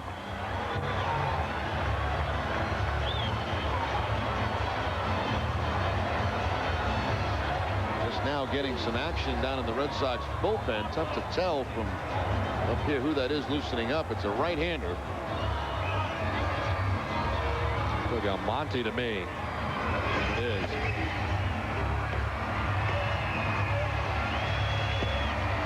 And Embry alongside, it looks like, as well.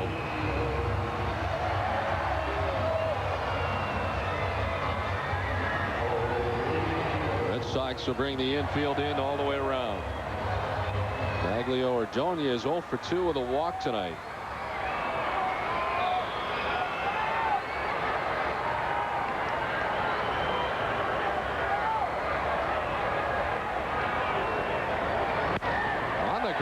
Fair ball down the line. In from third comes Jimenez. Frank Thomas going to third base. The throw to second and in with an RBI double goes Maglio Ordonez. The White Sox have indeed grabbed some insurance on top 3-1.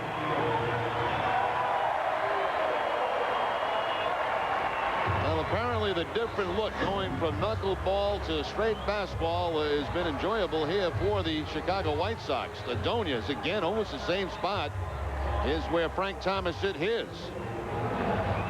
Well, Ordonez picks up his 41st RBI of the season, a huge run, and still more damage could be done here by the White Sox. Still nobody out. They'll intentionally walk Carlos Lee. The first base open. Well, you'd have to guess with Daubach due up that they would go get Embry, and then we'll see if there's a counter move by Jerry Manuel. If the left-hander comes in, he may go to Konerko instead of Daubach. We'll see. Manuel surveying the situation on his lineup card as we speak. And here comes Grady to make the move. So Rudy Cian is in a very tough outing here tonight in the bottom of the 8th inning.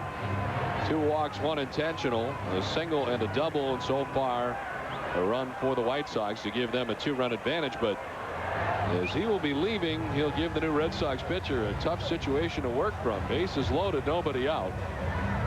And the change made by Grady Little. So we'll step aside from Chicago with the White Sox on top now, 3-1.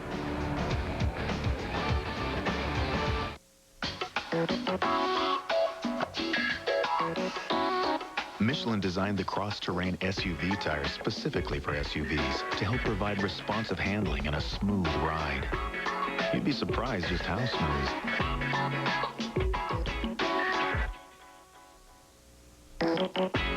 Michelin, because so much is riding on your tires. Want to help Special Olympics? Want a Michelin Man bobblehead? Go to MichelinMan.com to find out how. Introducing Magner's Irish Cider, Ireland's original hard cider, for a unique kind of refreshment. Because let's face it, there's no thirst like an Irish thirst. Magner's Irish Cider, real cider, imported from Ireland. You taking that for heartburn? A panel of experts recommend it.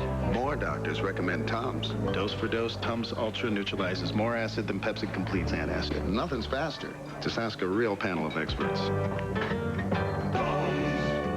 So the dealer says I can get a new Civic for $159 a month. You're kidding? Yeah, that's what I said. I mean, there had to be some sort of gimmick or something. So, you know, I wasn't born yesterday or anything. So I walked out. I showed him who's the man.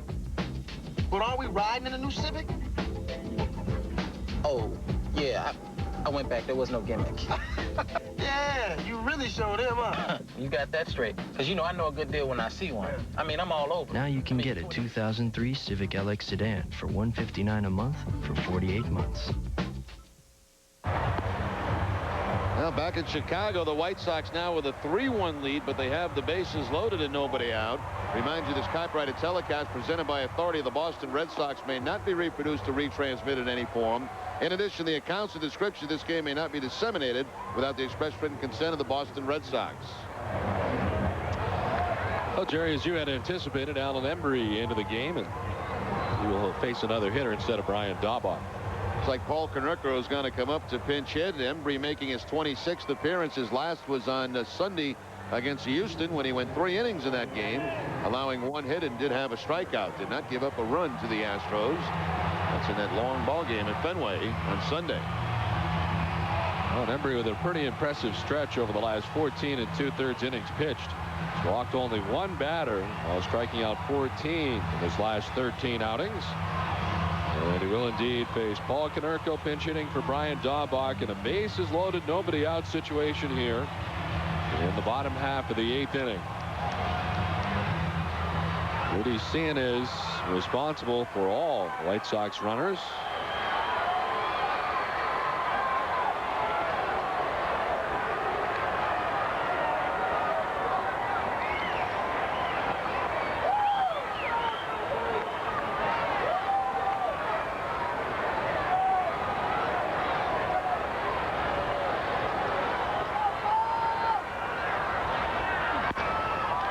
To short, Nomar will come homeward for an out there. A throw to first for an out there. So the infield in, and it works out great as the Red Sox turn the double play. 2 down. Nomar's made a couple of those plays this year with the infield in, and again, it looks like an easy play, but it's not. It's not something that infielders do a lot. Makes the good strong throw to Mirabelli. Mirabelli pivots out, clears himself for that base runner, and they pick up the double play. So 2 huge outs on 1 pitch by Alan Embry.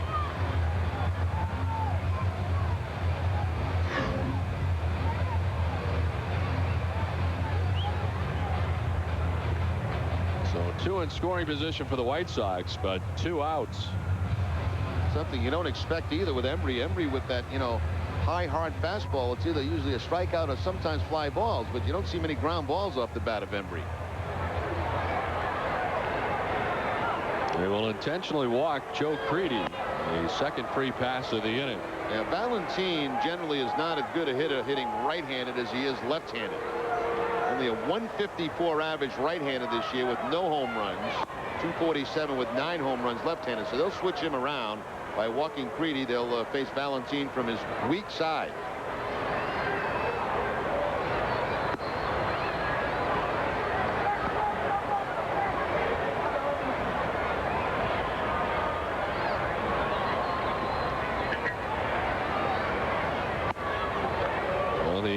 Intentional walk the second of the inning. 3rd walk overall given up by Red Sox pitching here in the 8th. And it will be Jose Valentin from the right side.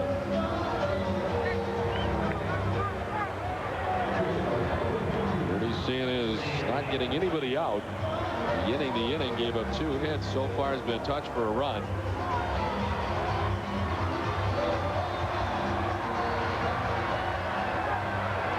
Embry has done a fine job since coming on. Valentin's 0 for 2 tonight, 2 strikeouts and a walk.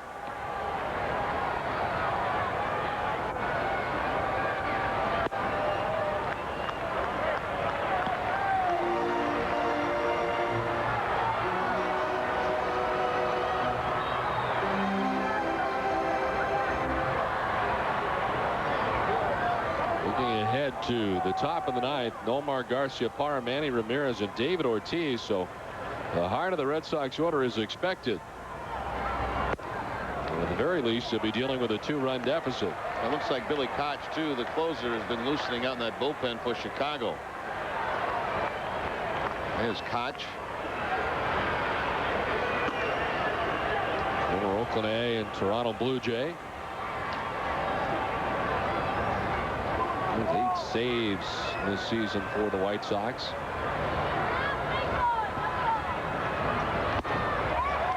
Well, intentionally walked Creedy to get to Valentin, and now Embry has fallen behind Valentin 3-0 with the bases loaded. That might have been a cross-up. That was a kind of a strange call there. That was a breaking ball from Embry on the 2-0 count with the bases loaded.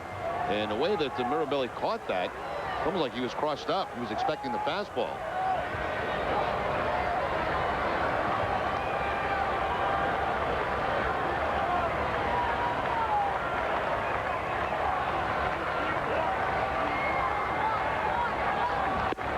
Valentin taking all the way. It's in there for strike 1. 3-1.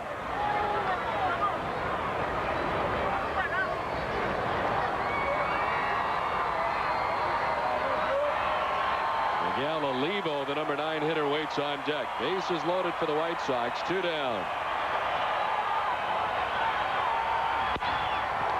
To left field, Ramirez is headed back, still going, and he will make the running catch. Manny Ramirez, with the ball going away, runs it down on the warning track, and the White Sox will not get any more runs. They do add another, though, in the bottom of the 8th and lead it 3-1 as we head to the 9th.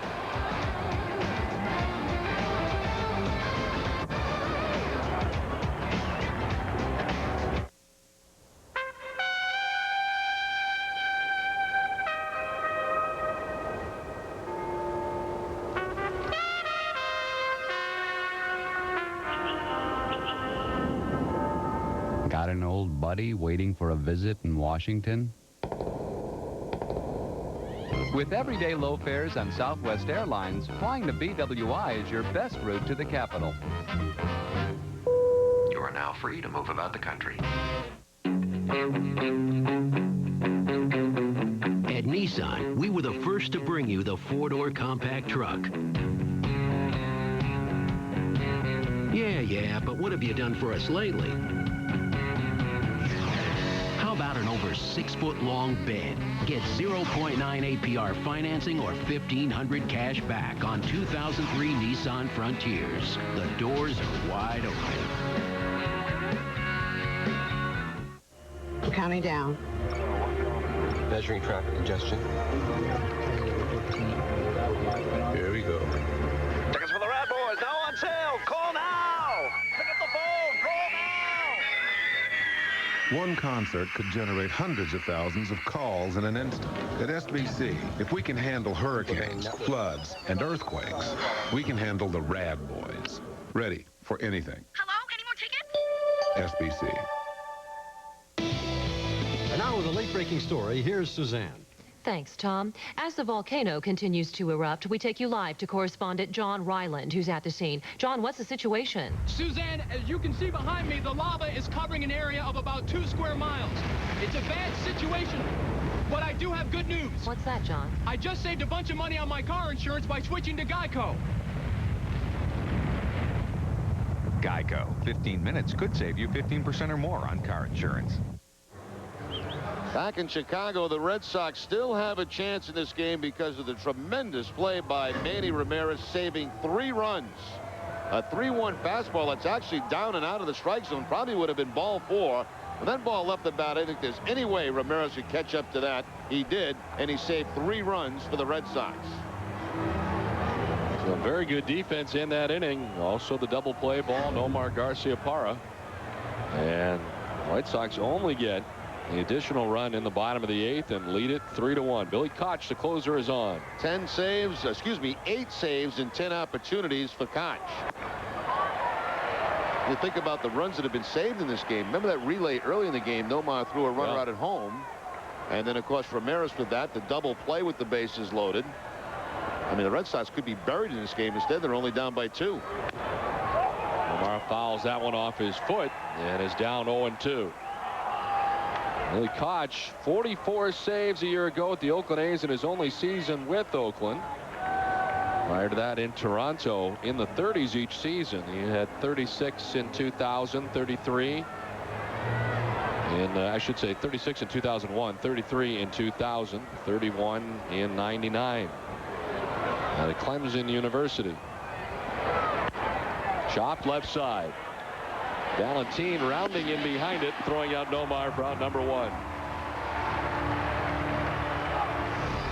Boston Red Sox baseball in Nesson is brought to you by Southwest Airlines, by New England Ford dealers, and by the Bone and Joint Center at Caritas St. Elizabeth. You don't have to be an all-star to be treated like one. Well, big out for Billy Koch. And it brings up Manny Ramirez. Manny 0 for 3 tonight. 2 flyouts and a ground out.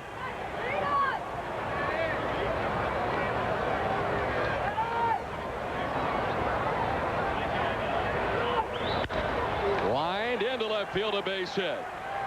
So Manny Ramirez doesn't waste any time. He goes up there and sends a line drive base hit into left with 1 out. The Red Sox will have the potential tying run coming up in David Ortiz. See, now there's the case I don't understand. The third baseman looked like he was playing right on the line. They got a 2-run lead. And it looked like if he was in normal position, he makes the play on that line drive. Instead, it gets by him, and Manny has the base hit. Well, Manny's certainly doing his part here late in the game. Boy, Koch had a terrible start for the White Sox. First month, he was awful. But the last couple of months, month and a half, he's been pitching much better. Signed a 2-year deal here at the White Sox. David Ortiz 0 for 2 with a walk tonight. No saves since '99 in the major leagues. Billy Koch is 4th. Rob Nen first, Trevor Hoffman, then Mariano Rivera, and Billy Koch 4th. Nen's had 166 in that time span to lead everybody.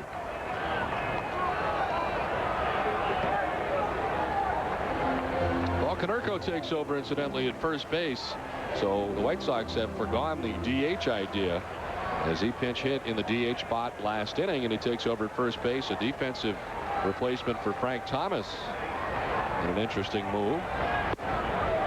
3-0 to David Ortiz.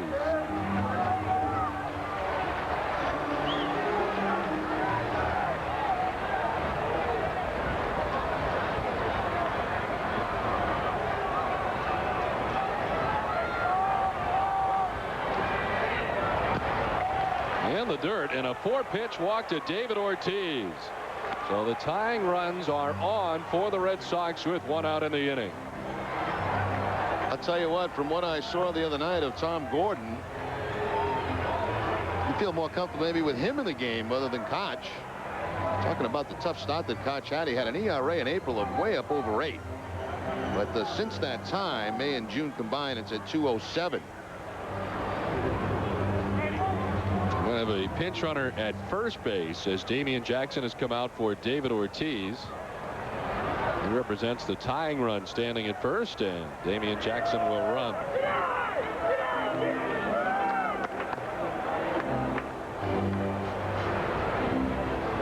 Don Cooper, the pitching coach out there for the White Sox.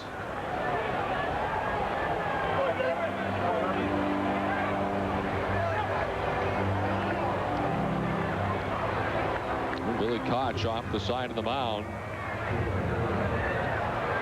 That comes back up on top. Bill Miller 0 for 3 tonight. A strikeout and 2 groundouts.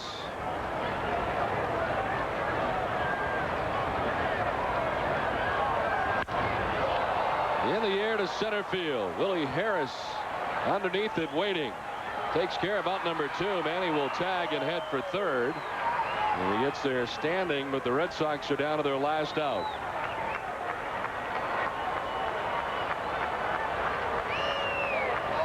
Trot Nixon coming up to face Koch. Trot has had a lot of success against him. 4 for 7. Well, unfortunate for Bill Miller. After David Ortiz walked on 4 pitches, Miller flying out on the first pitch for out number 2. Here is Trot Nixon 0 for 3. He's flied out 3 times in the game.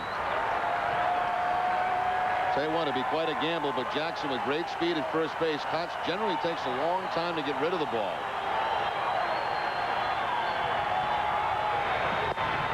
Strike 1 to Nixon.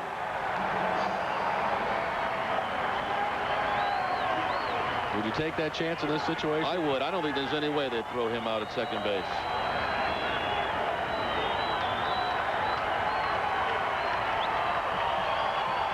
Two down, top of the 9th. Red Sox trailing by 2. Runners at the corners. And the 0-1 to Nixon. There goes Jackson. There's a strike to Nixon, and uncontested into second base goes Damian Jackson. That's huge. Now a base hit ties the ball game up. There's no way with his delivery that they're going to throw him out at second base. On top of that, it was a breaking ball.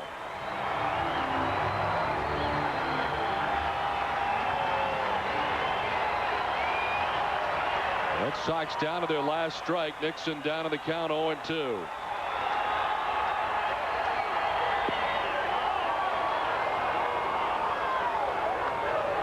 Koch tries to go back door with the breaking ball that time. Just missed the outside corner.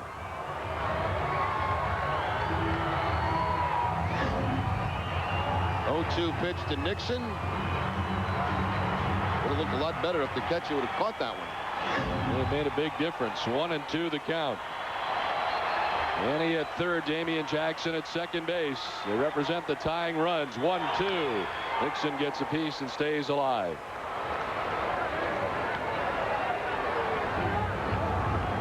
Estaban Loaiza working the first 8 innings tonight for the White Sox, hoping that Billy Koch can help him out and help him with his 10th victory of the season, coming in at 9-2. Red Sox have other ideas.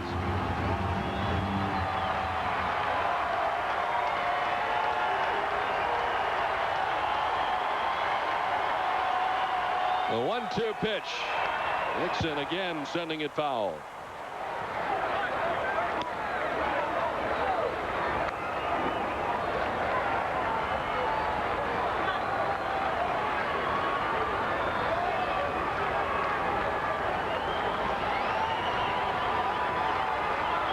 Manny Ramirez 90 feet away. Damian Jackson in scoring position at second, but there are 2 outs and a count of 1-2 to Nixon. Got him to end the ball game. Trot Nixon strikes out, and the Red Sox lose a tough one tonight in Chicago.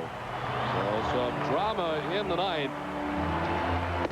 But Estaban Loaiza will indeed pick up his 10th win and better his record at 10-2. Ninth save for Billy Koch.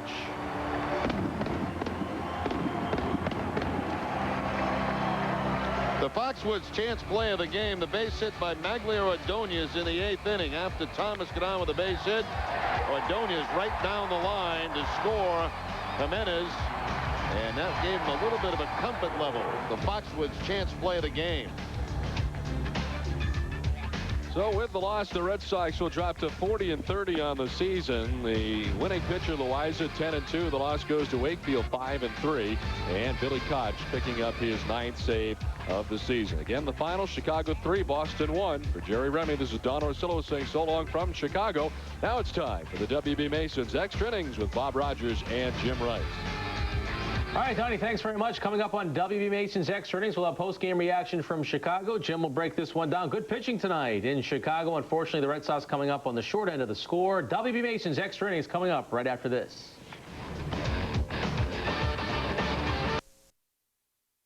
For a 1-1 tie, tell me about that pitch, first of all, against Wakefield. Oh, against Wake, you never know what the knuckleball's going to do. You know, you try to get one that stays in the strike zone, and, you know, I was kind of lucky. Barely stayed fair, and, you know, put us ahead, and the way Estaban Loaiza is pitching right now, it was enough. It was pretty emotional to get a home run against the Red Sox last night. To get the game-winning RBI has to make this series that much more enjoyable. It's tough. I mean, it's really tough. You know, Wake was one of my closer friends on the team, and it's just weird. You know, I didn't think it was going to be this tough, but I'll be glad when the series is over. How weird is it? I mean, I want to ask you that next, especially where you pinch hit last night, you're DH tonight, so not really playing in the field every inning. How tough is it to come out there and face these guys? Actually, I'm glad I'm not in the field because I heard enough in the 1 or 2 innings from, you know, Derek or Mirabelli, one of those guys over there. But like I said, it's just tough. You know, these are my best friends in the world. I've been with them for 4 years, and, you know, we were pretty close. I got a bug in my eye right there, but, you know, I'm glad it's over with almost, you know, and, you know, now got one more hurdle to pass in Fenway. You know, that's going to be tough for me. Brian, I'll take this moment. You still got a lot of fans back in Boston. I'll let you say, you know, just what that time in Boston meant to you. Oh, man, you know, it's hard to say. You know, it's the best 4 years of my life. Nothing will ever compare to that. And, you know, if we can't win here, I'm still rooting for the Red Sox to finally get that championship. Dauber, thanks. All right, thanks. Brian Daubach, a class act all the way. He gets the game-winning RBI tonight. Let's go back to Boston. Well, I'll tell you what, I echo those sentiments from Tom Caron. Brian Daubach is one of the good guys in baseball. Unfortunate to see him tonight beat the Red Sox, but he is a good guy, Jimmy. He's a good guy. The ball that he hit was down. Wakefield really didn't have that little zip. They could get it down a little farther or get the ball up because Daubach is a low ball hitter, and the ball barely stayed fair. I know. So, you know, everything's going good for Daubach right now. Tim Wakefield really was outstanding for the Red Sox tonight. In fact, I was a little surprised that Grady Little took him out, but that knuckleball tonight had more movement on it, I think, than we've seen all season. I mean, it was dancing. I don't know if he was on a pitch count or anything like that, but I thought he was going to go out for another inning. I really did. And, of course, we just didn't get the job done. I mean, nasty. I want to see Wakefield again. I saw about 3 or 4 bats thrown by hitters from Chicago at bats tonight. I mean, they just couldn't react to that knuckleball. He goes 7 innings, gives up 2 runs on 3 hits. He did walk 5, struck out 8 through 107 pitches. But, you know, Tim Wakefield will tell you that you don't dismiss pitch count altogether, but it's not as relevant of a statistic as it is with him as it is with other guys. I don't think with Tim. I don't think Tim worried about a pitch count. And like I said, I thought he was going to go back out there again, but you can't go back and turn the hands of time.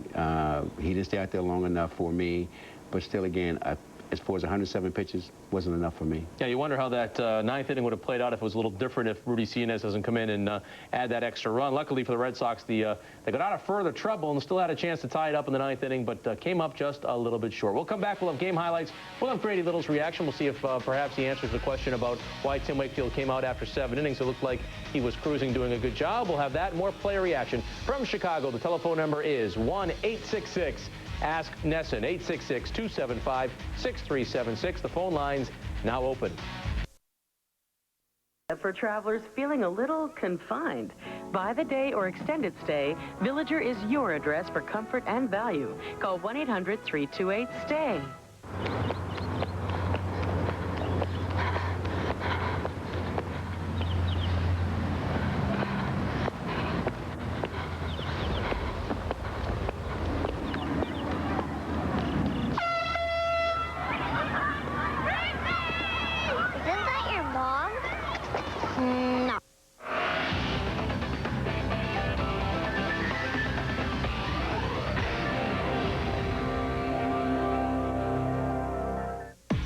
Closed captioning for the Boston Globe pregame report is brought to you by Aflac, Dunkin' Donuts, Verizon, W.B. Mason, and the Yawkey Foundations.